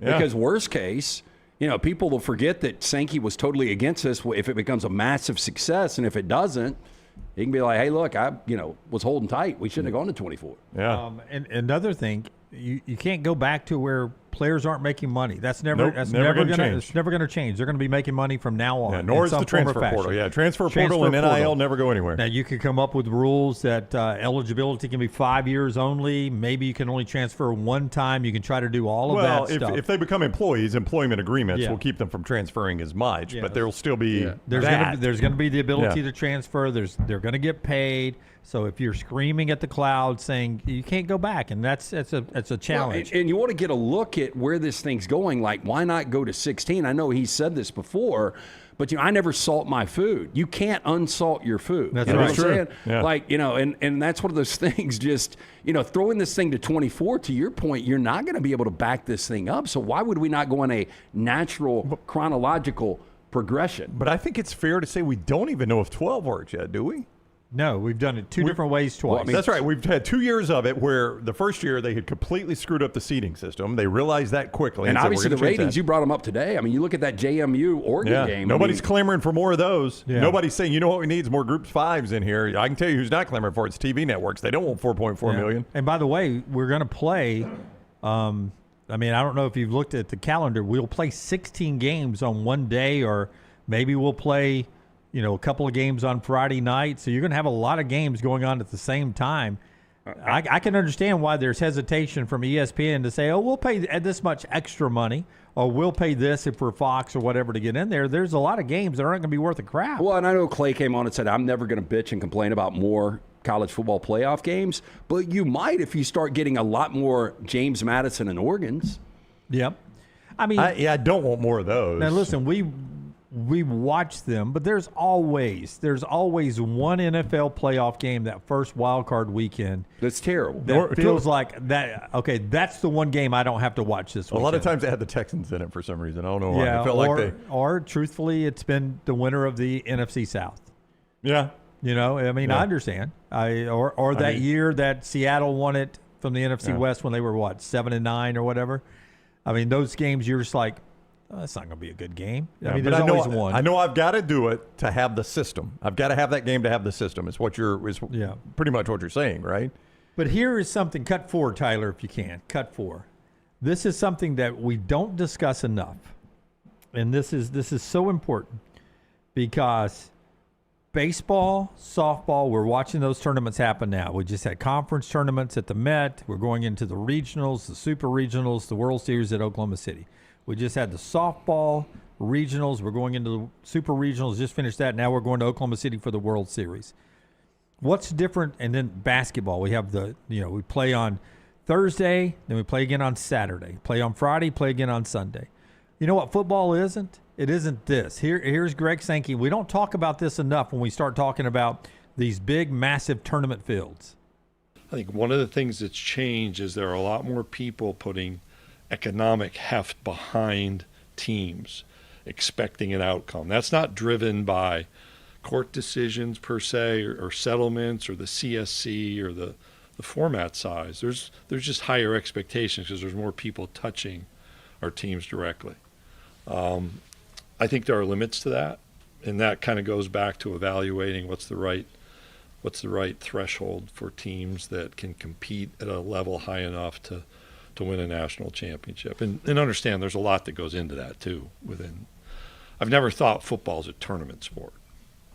And I'm not the greatest football mind out there. You can read social media, people communicate about that, but football's not an 8-week tournament sport. I agree. Like the only tournament formats for me, Major League Baseball is still not a tournament sport to me. Tournament sport is NCAA basketball. Baseball, basketball, things like that. We grew up watching tournaments. Yeah. And you didn't in football. It does seem weird. Even Major League Baseball, I'm not in saying that's a tournament. Yeah. Well, you have series with built-in days off that it's not really, I know it's bracketed and everything, but those are series like the NBA playoffs. The one and done that you get in the NFL playoffs, I guess those are small tournaments. I understand what he's saying, though. Well, and you know what we like about tournaments? We like the upset. Really, that's what brings us into March Madness. Yeah. But if anything, the NFL playoffs, we get a championship Sunday. Dang, man, that playoffs flew by. It was only 2 weekends, right, before you get a championship Sunday.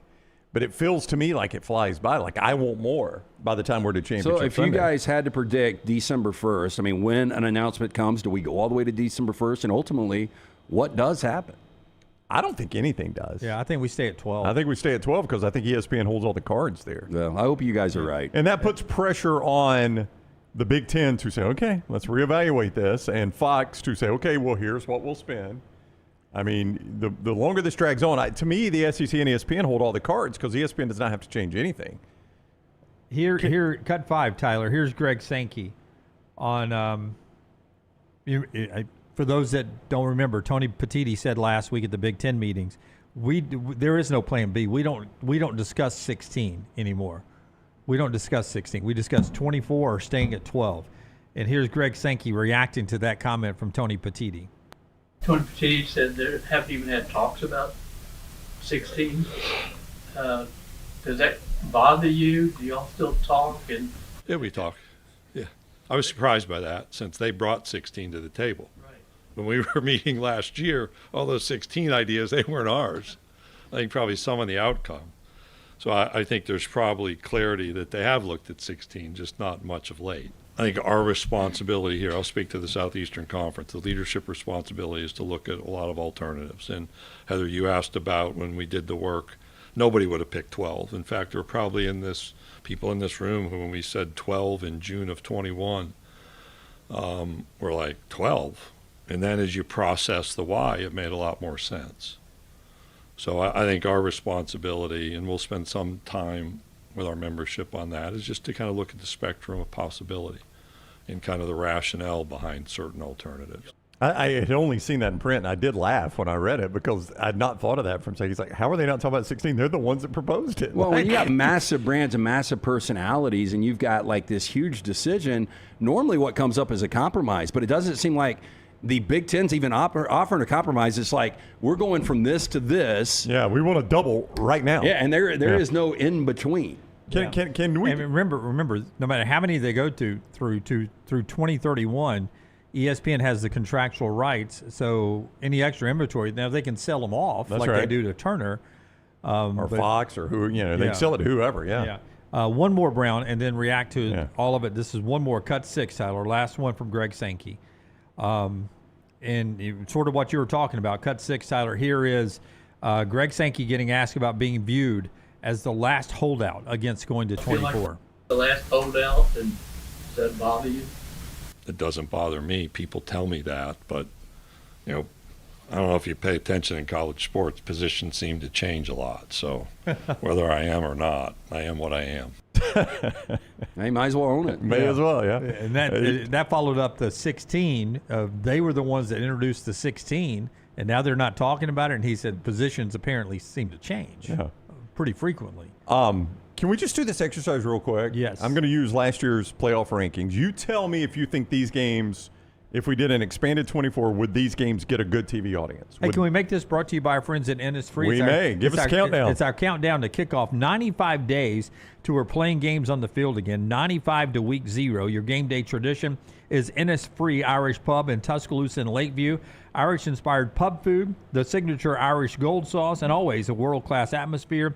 At Innisfree, your Innisfree countdown, 95 days. All right, just answer this question. Do you think this would get what is considered to be a good TV rating? Okay. Good TV rating. And if we use the field of 24, keep in mind, top 8 seeds get a bye, and I'm going to make everybody else the home team. All right, Alabama would host James Madison. Good TV, what is considered a good TV rating. Yeah, I think that would be absolute garbage. And it's also probably on against an NFL game. And I think that, Madison. I don't know how you guys feel about this. Yeah.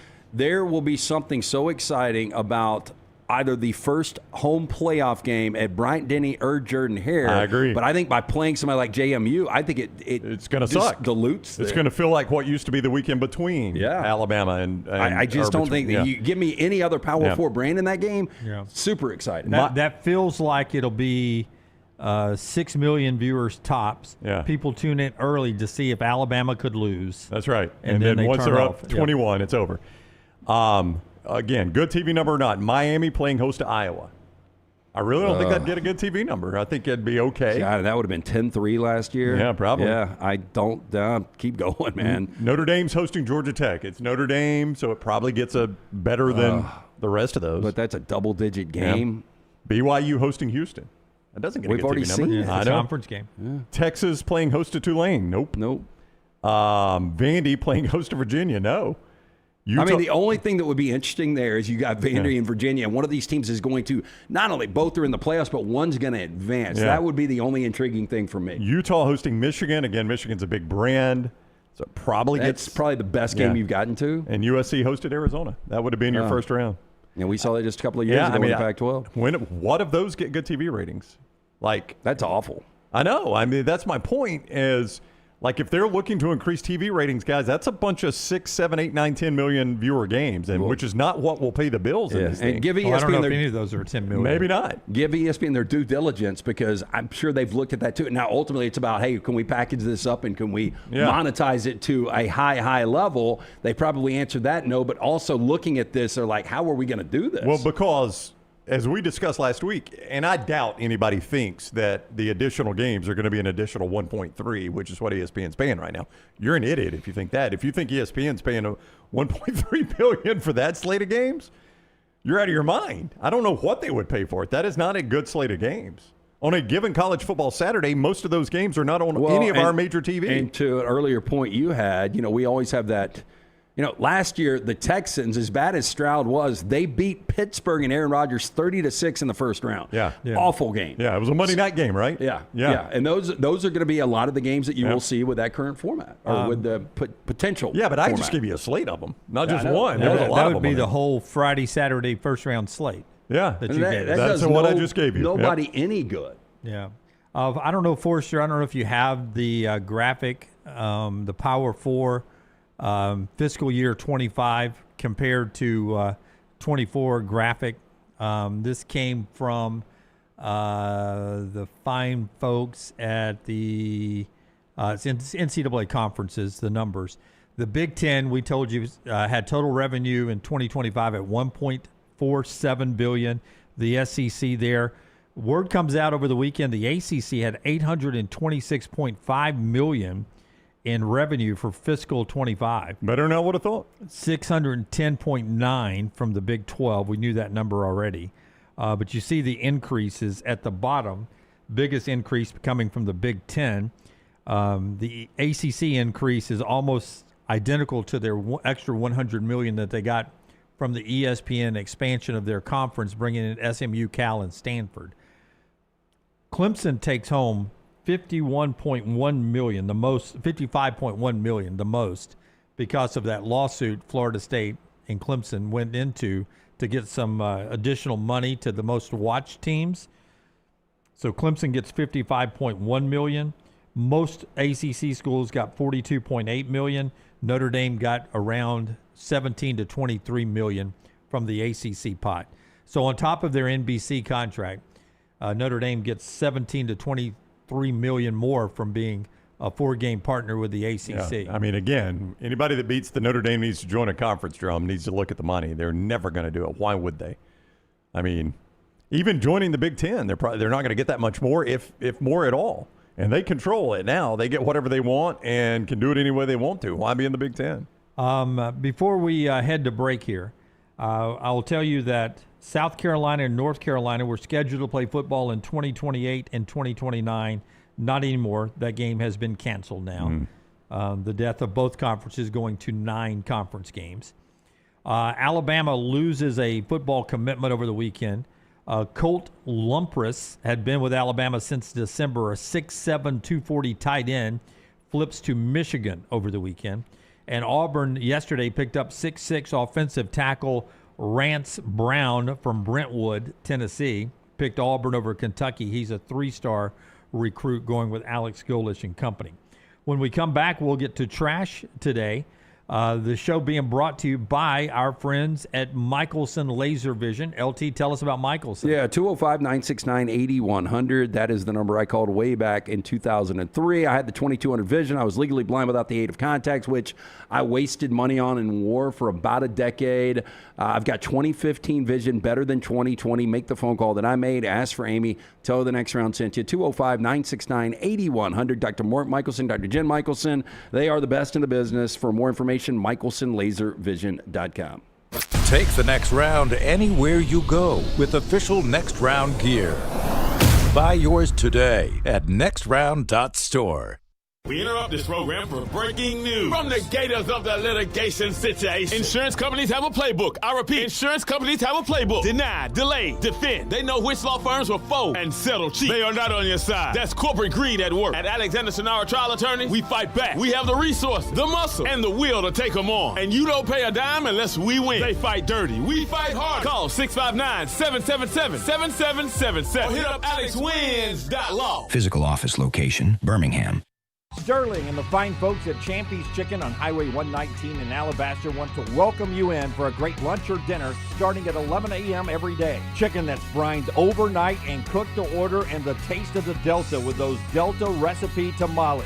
Champy's is perfect for all your tailgating needs this football season. You can also choose Champy's for your next party, wedding, or birthday. Great food, great people. Champy's Chicken on Highway 119 in Alabaster, and everything online at champyschicken.com. At Central State Bank, we are large enough to serve you and small enough to know you. Manage your money with ease, whether it's mobile banking, hassle-free checking, competitive loans, business solutions, or personalized financial advice. We're your hometown bank with big-time service. Visit us today and experience banking made simple, because at Central State Bank, you come first. Member FDIC.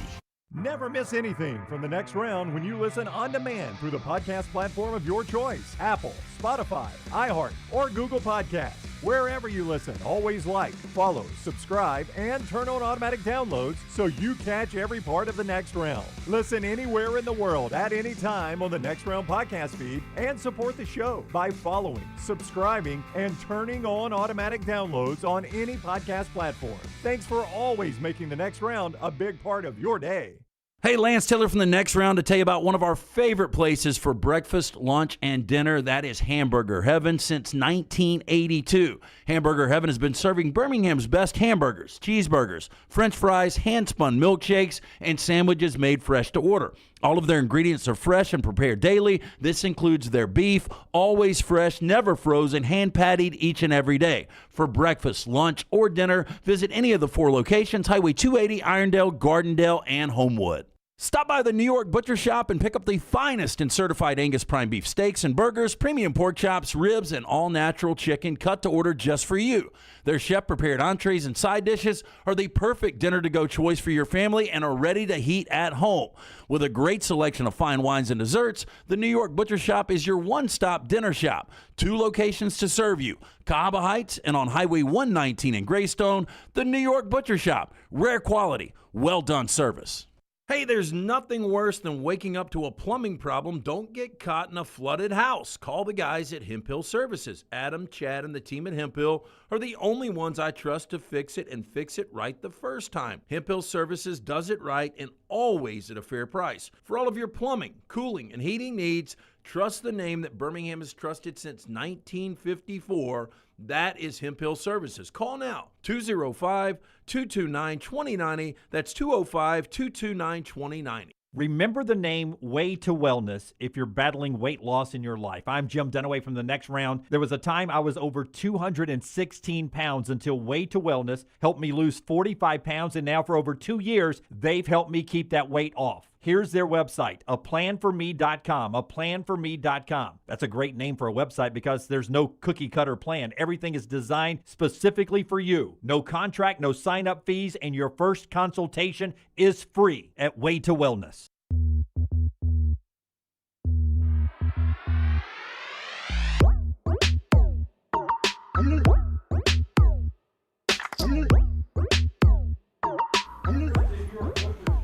You part of the show today. New York Butcher Shop is the wonderful folks that provided the Boston butt for me this weekend. It was so delicious. Didn't have to get out in the rain and try to cook it. Just a good Boston butt that is easy to pull apart and make sandwiches all weekend long. This is embarrassing, but 5 of my last 7 dinners have been the New York Butcher Shop. Don't hang your head in shame over that. Well, because you know what we did? Not only the steaks, and we did those 4 times, but we also did spaghetti.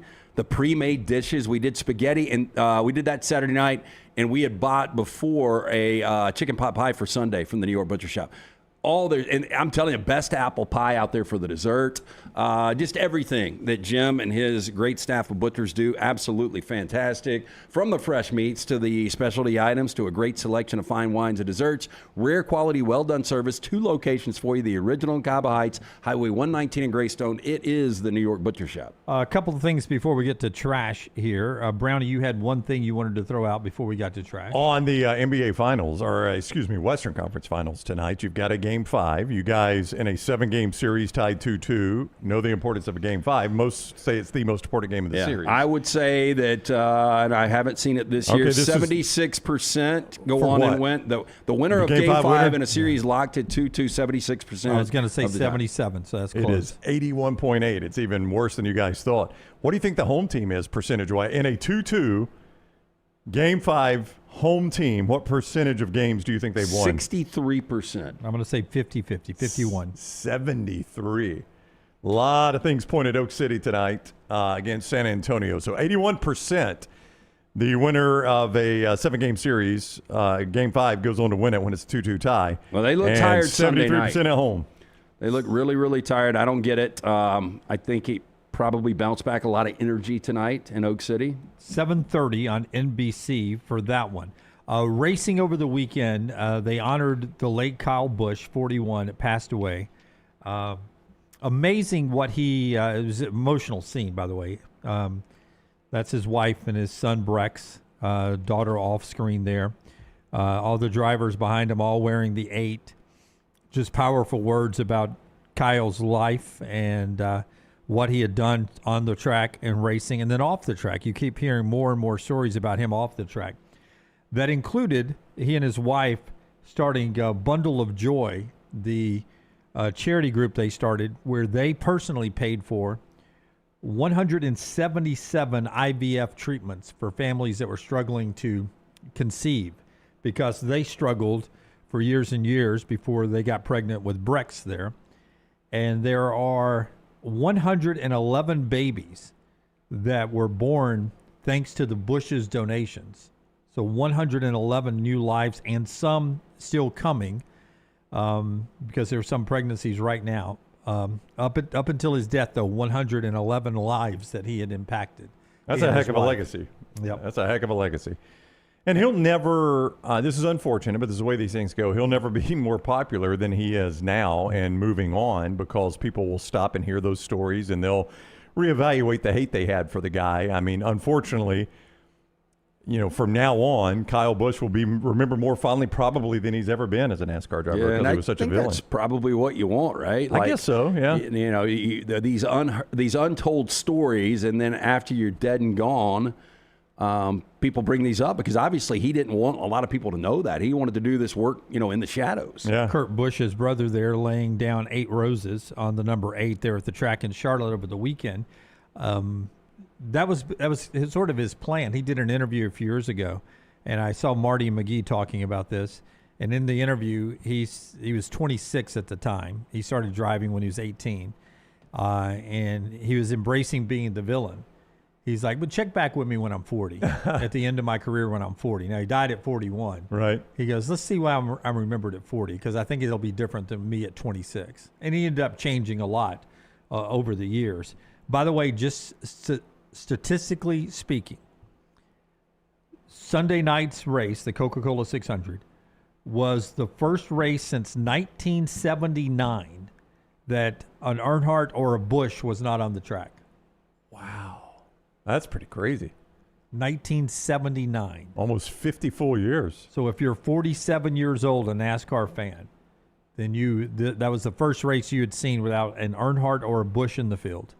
That's how long those two families connected there. Obviously, Dale Earnhardt, Dale Jr., Kyle Busch, Kurt overlapping there. Just still a sad group of circumstances there causing his passing. One more thing before we get to trash, after we tell you about our friends at Hoover Toyota LT. Again, if you're in the market for a new or used car, our friends at Hoover Toyota, they have got you covered. I got my daughter a RAV back in December of 2024. I'm in the new Land Cruiser, absolutely loving that. Got that back in October, and both buying experiences were an absolute joy. They have mastered the red carpet program to make you come back for life as a customer right there at Hoover Toyota. Conveniently located on Highway 150. Get in, see Scott, Kim, Harold, all the fine folks there. They've got the best inventory out there, the best on-site finance department as well. To view that inventory, hoovertoyota.com. Well, listen, I accept that I'm at the age now where, I feel like the Knicks are in the finals for the first time since 1999, and they listed all the things that didn't exist the last time the Knicks were in the finals, Twitter and, iPhone, AI, all that stuff, Teslas, that kind of stuff. And I looked at that list and I was like, I think I'd be okay without any of that stuff. You know what I mean? Right. So 1999 was probably a good year. Okay. And all that stuff, I used some of it. And then I see an ad this morning, and I don't know if you have it, Forrester, or not, but it's the new iPhone earbuds that are about to come out. Do you know what the new iPhone earbuds are going to have on them? I do not. They're going to have a camera on the earbuds. Why? So I want to take a photo of something next to me? No, not for you Oh. to take photos, so that it can load up images into AI and allow you, like if you point your ear at the refrigerator, you look at the refrigerator, it's going to be designed to where it sort of sees what you're looking. And if you look at the refrigerator, you can ask, what do I want to eat?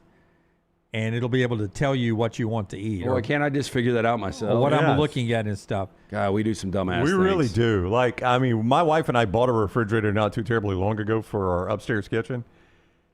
And don't make them like they used to, by the way. They don't, Lance, but we were in the store, and this one connects to Wi-Fi. And I said, why in the world do I need my refrigerator to connect to Wi-Fi? You can be spied on. There is nothing in this world that my refrigerator needs to be connected into Wi-Fi for. Yeah, I kind of agree with you. Like, I go back to 1999,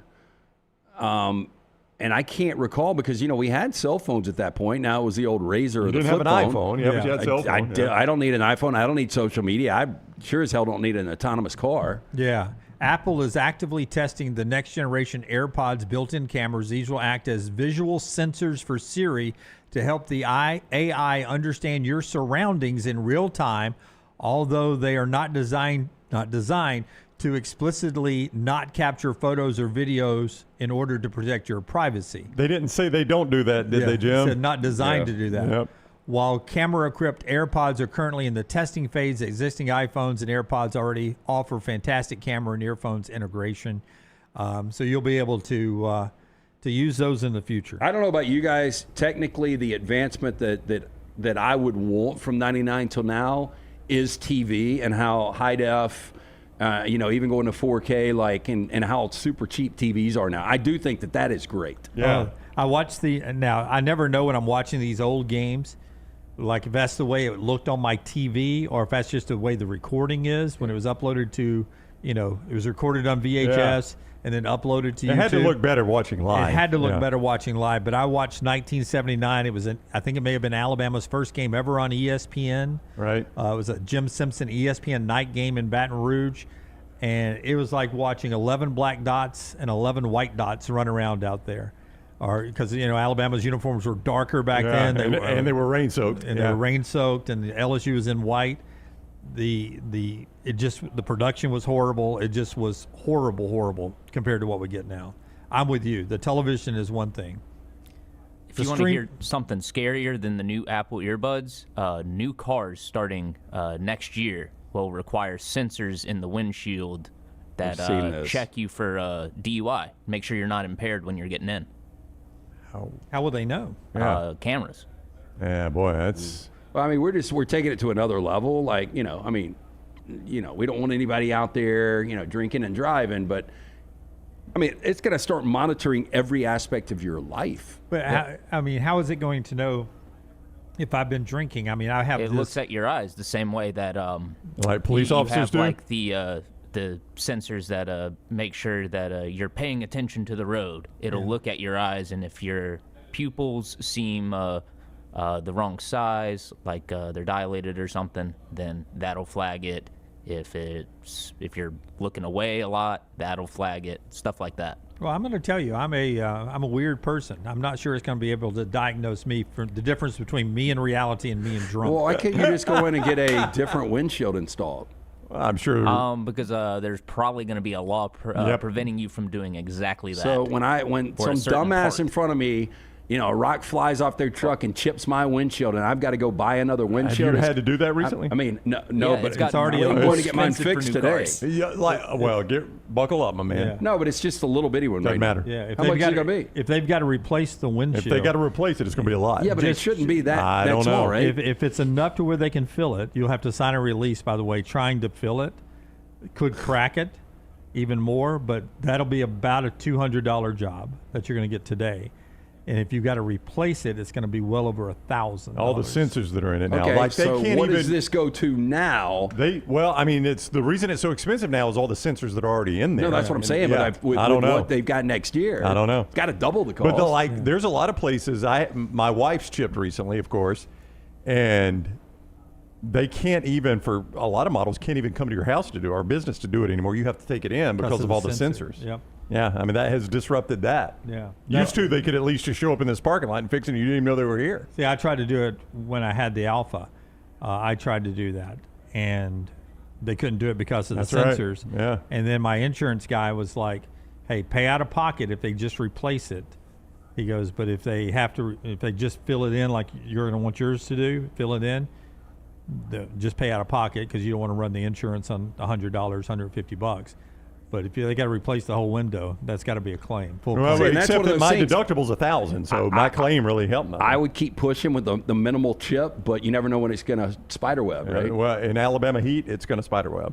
You know what I'm saying? I mean, like you park your car outside. Yeah, it's worth going to get it, see if they can fill it. Yeah, I'd at least see if you could fill it, because you park your car outside in Alabama, it's going to get 1 billion degrees inside the car. It's going to chill. I called Bo. I said, listen, because it was coming back to very close to where I was about to turn my lease in. And I said, hey, I've got this chip. I got it filled. Is that going to impact me turning it back in? And he said, just don't tell me you did it. Well, I just did. So if you wanted specifics on how they're going to monitor for drunk driving and stuff like that, the law requires continuous monitoring using cabin cameras and sensors to passively monitor attentiveness, eye movement, and behavior. You're required to detect advanced impairment or blood alcohol levels above the legal limit, and you also have to have a system in place for automatic intervention, where if the AI determines a driver is impaired or critically distracted, the system can prevent the vehicle from starting or safely bring it to a halt. Yeah. Safely bring it to a halt. What if I'm on I-65? Yeah, I bet it ain't as safe as you think. You're pulling over on the side of I-65. That's what you would want to do, but there's also a chance my car shuts down in the middle lane and I get plowed. And let's say this. What was it, the Kias that could be hacked remotely and just remotely stopped on the highway? Let's just say there's a 1986 Jim Dunaway out there that's going to go to Star Lake and leave the car running while he's making out to Loverboy on the cassette tape. My eyes are not making contact to the windshield anymore, but the engine's still running. What's going to happen Not then? anymore, it's not. You might have the power on with the AC on, but engine's going to cut off. And are they watching me make out with Debbie? Is that what they're they're doing? doing? So, yeah. Oh, yeah. Like, they're into it, too. Dunaway, please move to your left. Yeah. Yeah, what are they going to say about the Steve Martin Parenthood getting a blowsy going down the highway? I imagine they'd pull you over for That's that, too. frowned upon. Yeah. Or maybe... I'd be like, AI, that's not my eyes that are dilated. Let's do trash, brought to you by our friends at Hemphill today, part of the show. 205-229-2090. I assume after this, this weather comes through, all of the wet weather, that we're really going to have the steamy heat. You need to make sure the HVAC system is ready to keep up with this, whether it's your home or business. Call Adam, Chad, Andrew, the guys there. Tell them the next round sent you. Hard to stop a train, 205-229-2090 or hemphillservices.com. Any attempt to restrict drinking and driving here is viewed by some as downright undemocratic. They're making laws where you can't drink when you want to. You have to wear a seatbelt when you're driving. Pretty soon we're going to be calling this country. LT's Trash is presented by Bud Light. Easy to drink, easy to enjoy. I mean, she had valid concerns. Maybe not communist, but the concerns were valid back in the day. I think we all like the Uncrustable. I love it. When I saw I eat this more now than I've ever eaten. Pop up last week, though, the NFL is about to do a partnership, but it's not with Uncrustable. So they're bringing it. I would assume Uncrustable is going to have something to say about this, because the NFL and peanut butter and jelly sandwiches have a long, rich history. Reported by The Athletic in 2023, NFL teams consume a whopping 80,000 Uncrustables. Now, the report highlighted the Broncos as the team's largest consumer of the Uncrustables, with the team going through around 700 per week. When we were honorary captains at the 8A game, they pull those Uncrustables out at a crazy level. You see what we're doing, though? Somebody has decided they got to deal with the NFL. Probably some NFL owner somewhere has a hand in this, probably Jerry Jones. Jams, and it's got protein. That's right. Oh my goodness. Yeah. Now Uncrustables, all of a sudden I want these too. I want to try them. Maybe on the way out. The new competitor set to take center stage as the NFL's premier PB&J product. A new peanut butter and jelly sandwich brand has reached a partnership to become the exclusive brand. This is Jams, founded by a pair of Nashville-based entrepreneurs, launched in July of 2025. Former NFL star J.J. Watt, current Bears quarterback Caleb Williams joined the brand's ownership group. And now Jams will be available league-wide starting in 2026. To me, this is pretty incredible that you can start a brand in 2025 and you can go on and have the NFL signed up. This is an inside job. Oh, it is. You think Goodell owns this? I wouldn't be surprised. Or his old lady that used to work at Fox, I can't remember her name, Jane, I think. So J.J. Watt and Caleb Williams were early partners in jams. Of course they were. Okay, but let me ask you. Imagine that has something to do with it. What are our, like if I came up with the Uncrustable, what protects me from having these other ideas? I really don't think anything.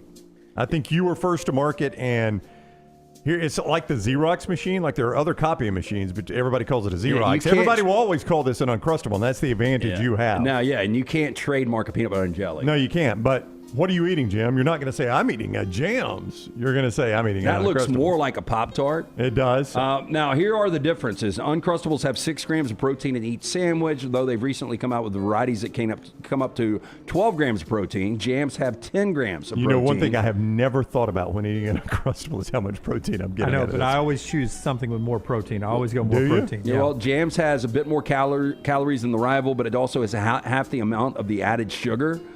This is also big, the lack of seed oils. Like Maddie's like, man, it's got too many seed oils. Like, so what do those do to me? Well, Robert Saleh, the Titans coach, told reporters that the team had removed all seed oils from the building in an effort to reduce inflammation. Okay. Yeah, and encourage players to consume less processed food and more quality fats. I will tell you, Uncrustables, I don't know about you. I do not play a golf course now that doesn't have them as an option. Like, they have taken over the golf course world. And it is just a very easy, and they keep them cold. Transfusion, a good compliment. Transfusion and Uncrustable, good way to go. I did not know they had the 12-gram protein Uncrustable, though. I will search that out. Yeah, they've got it. I mean, I want to be kind of brand loyal to the Uncrustable, but I'm like you guys. It took you a long way. Yeah. Now, if Jams calls tomorrow and wants to sponsor the show, we'll do it. It does sound like it's thinking more of the high athlete than I am. I agree. Yeah. Maybe your back nine or your front nine will be better. You got the crystals in your bag, and you got the Jams protein. Clean performance. Last 2 rounds, so good. Yeah, you been playing good lately? How'd you play over the weekend? 81. That way. Now, this is kind of got a Project Hail Mary feel to it. Startup company based in China claims to have invented an AI-powered device that can translate a pet's behavior and vocalizations into human speech. After the movie, and again, I don't want to give anything away, I asked Manny, I was like, would you be cool with the Vishlas being able to speak? And she's like, hell no. Oh, my God. Those things are bad enough already. I can't imagine, Bullet would wear me out. Hey, where are we going? Where are we going? Where are we going? There's a squirrel. There's a squirrel. There's a squirrel. Where are we going, Lance? Now, pet translator apps have been around for years, but are usually only intended for humor and entertainment with no real science behind them. However, there is a Chinese startup that has claimed their new pet translator device genuinely works. Company started accepting pre-orders for the device at the beginning of May, have since revealed that 10,000 units have been reserved by pet owners thus far. The AI translator costs roughly $118, according to the company. It's powered by Alibaba's Clouds Queen. Alibaba? Okay, Alibaba's language model, which accumulated voice print data that tracks animals' behavioral traits. It is worn around the pet's neck, can allegedly recognize their behavior, vocalizations, and emotions, and translate them into human speech with an accuracy rate of 95%. There is no chance, and you wouldn't do $118. I mean, the price point of this thing would be massive. How, they say it actually works. Well, you don't know what the dog's saying. How do I know it works? That's right. Yeah. That's right. Oh, it works. It is saying, it probably can tell that your dog's happy, and it'll say something happy. Yeah. But it's like a fortune cookie. Yeah, I imagine it would just be very general on how they're feeling. Yeah, I agree with you. Yeah. No, but, so the last couple of weeks, Maddie eats a lot of sardines. I think they're personally disgusting. But the dogs absolutely love sardines. And so I would wonder if Bullet's like, hey, I really like this new thing that you're feeding me. What is it called? Yeah. Then that would prove it, but I don't believe it either. Scene from Euphoria over the weekend. Animals are an amazing thing. They had this one snake, trouser snake, this boa constrictor. This time, no. Boa, just a regular snake. Is it a boa constrictor? Is that what it's called? Oh, that was a rattlesnake. No, that's it. That's in a different scene. The one that she feeds, it may have been 2 episodes ago. Oh, she feeds the rat. That was a boa constrictor. They were like, "How did you guys end up with this?" Well, one of the dancers did it at the strip club, used it on her show, and she slept with it every night. But then the boa stopped eating for months and months and months, and she took it to the vet. and the vet says, "Oh no, nothing's wrong. It's perfectly healthy." The reason it's not eating is because it's sizing you up, and it's got a big meal coming. That's right.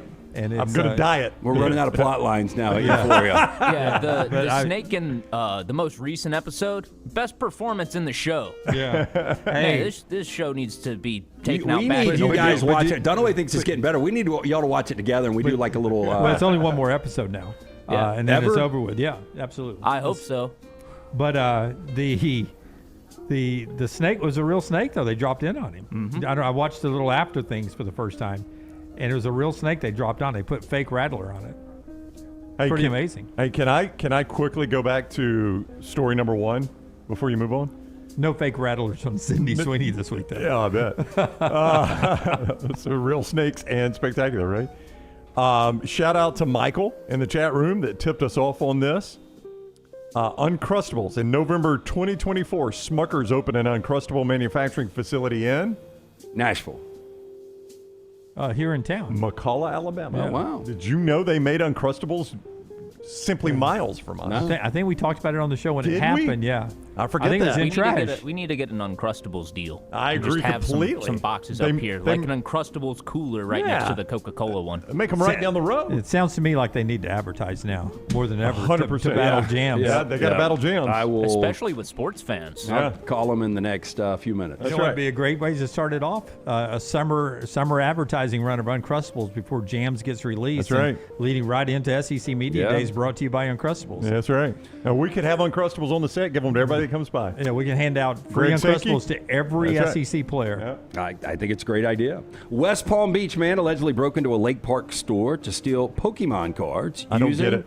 a chainsaw. Oh, my God. Now, according to the arrest report from the Palm Beach County Sheriff's Office, Clayton Warren, right here, 33 years old, arrested, charged burglary and grand theft after the owner of the collection realm contacted the police on May 21st to report an overnight burglary. That may be the whitest person I've ever seen. Pretty white. He's translucent. Like, what kind of SPF does he use? All of it. Yeah. Surveillance video showed the man using a powdered chainsaw to cut triangle into the hurricane-proof front window. In the process, blood was left behind. Warren initially attempted to break the window with a rock. After watching the surveillance video, the owner estimated $12,000 worth of Pokemon cards were stolen.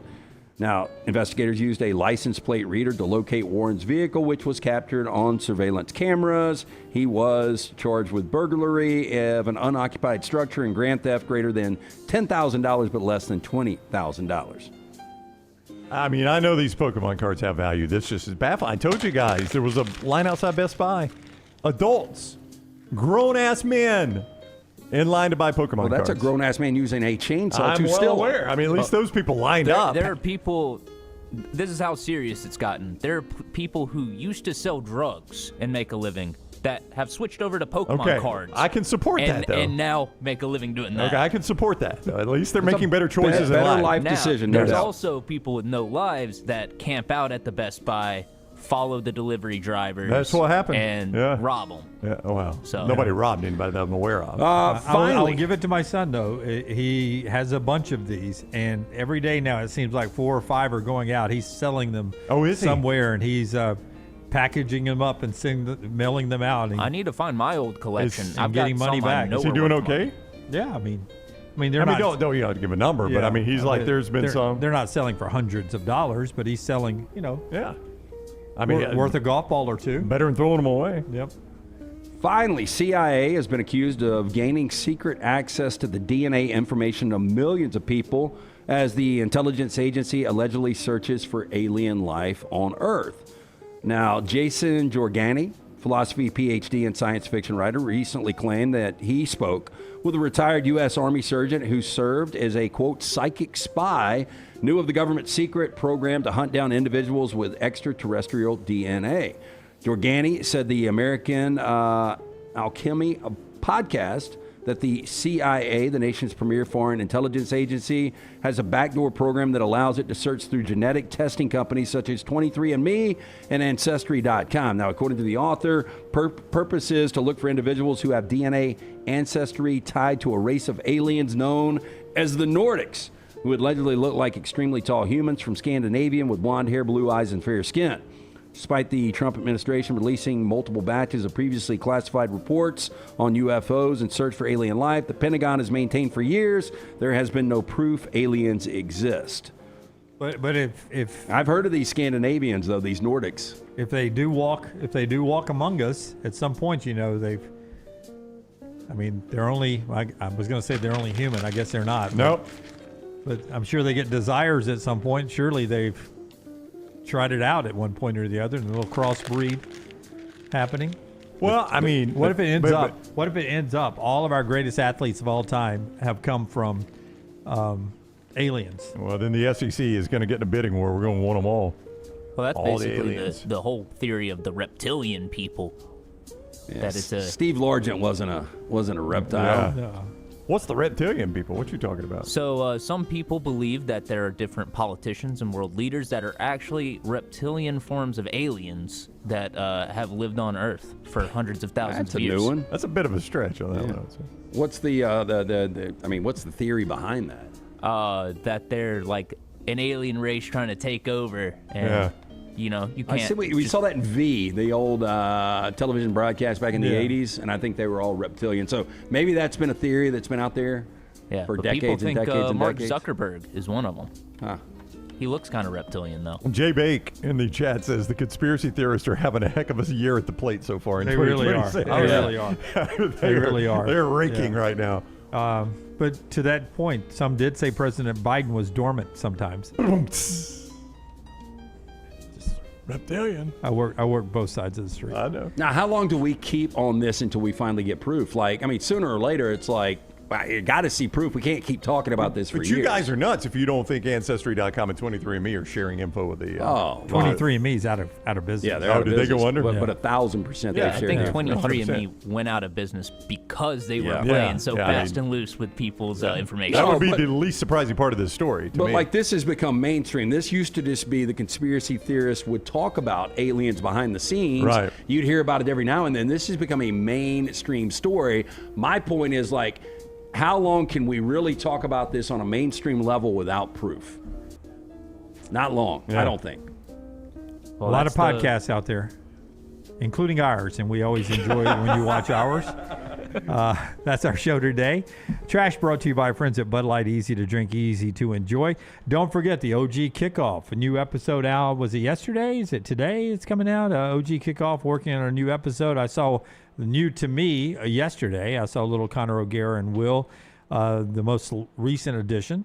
You got Mick Gillespie and Jake Coker, The Last Call. You got the new Next Reel coming out this week. Set your alert for all of that stuff. And then the final few hours now, basically, of the competition going on at TNR Clips where you can get free merch. You got 1 week left, so lots of hours, but it is running out. So make sure to go to youtube.com/@TNRClips, hit that subscribe button, and send me a screenshot over at Tyler@nextroundlive.com so I know that you're subscribed, and you will be entered to win some free TNR merch. All right, that's the show until tomorrow, 9 a.m. Central, when we're back live with you. God bless you, and God bless America.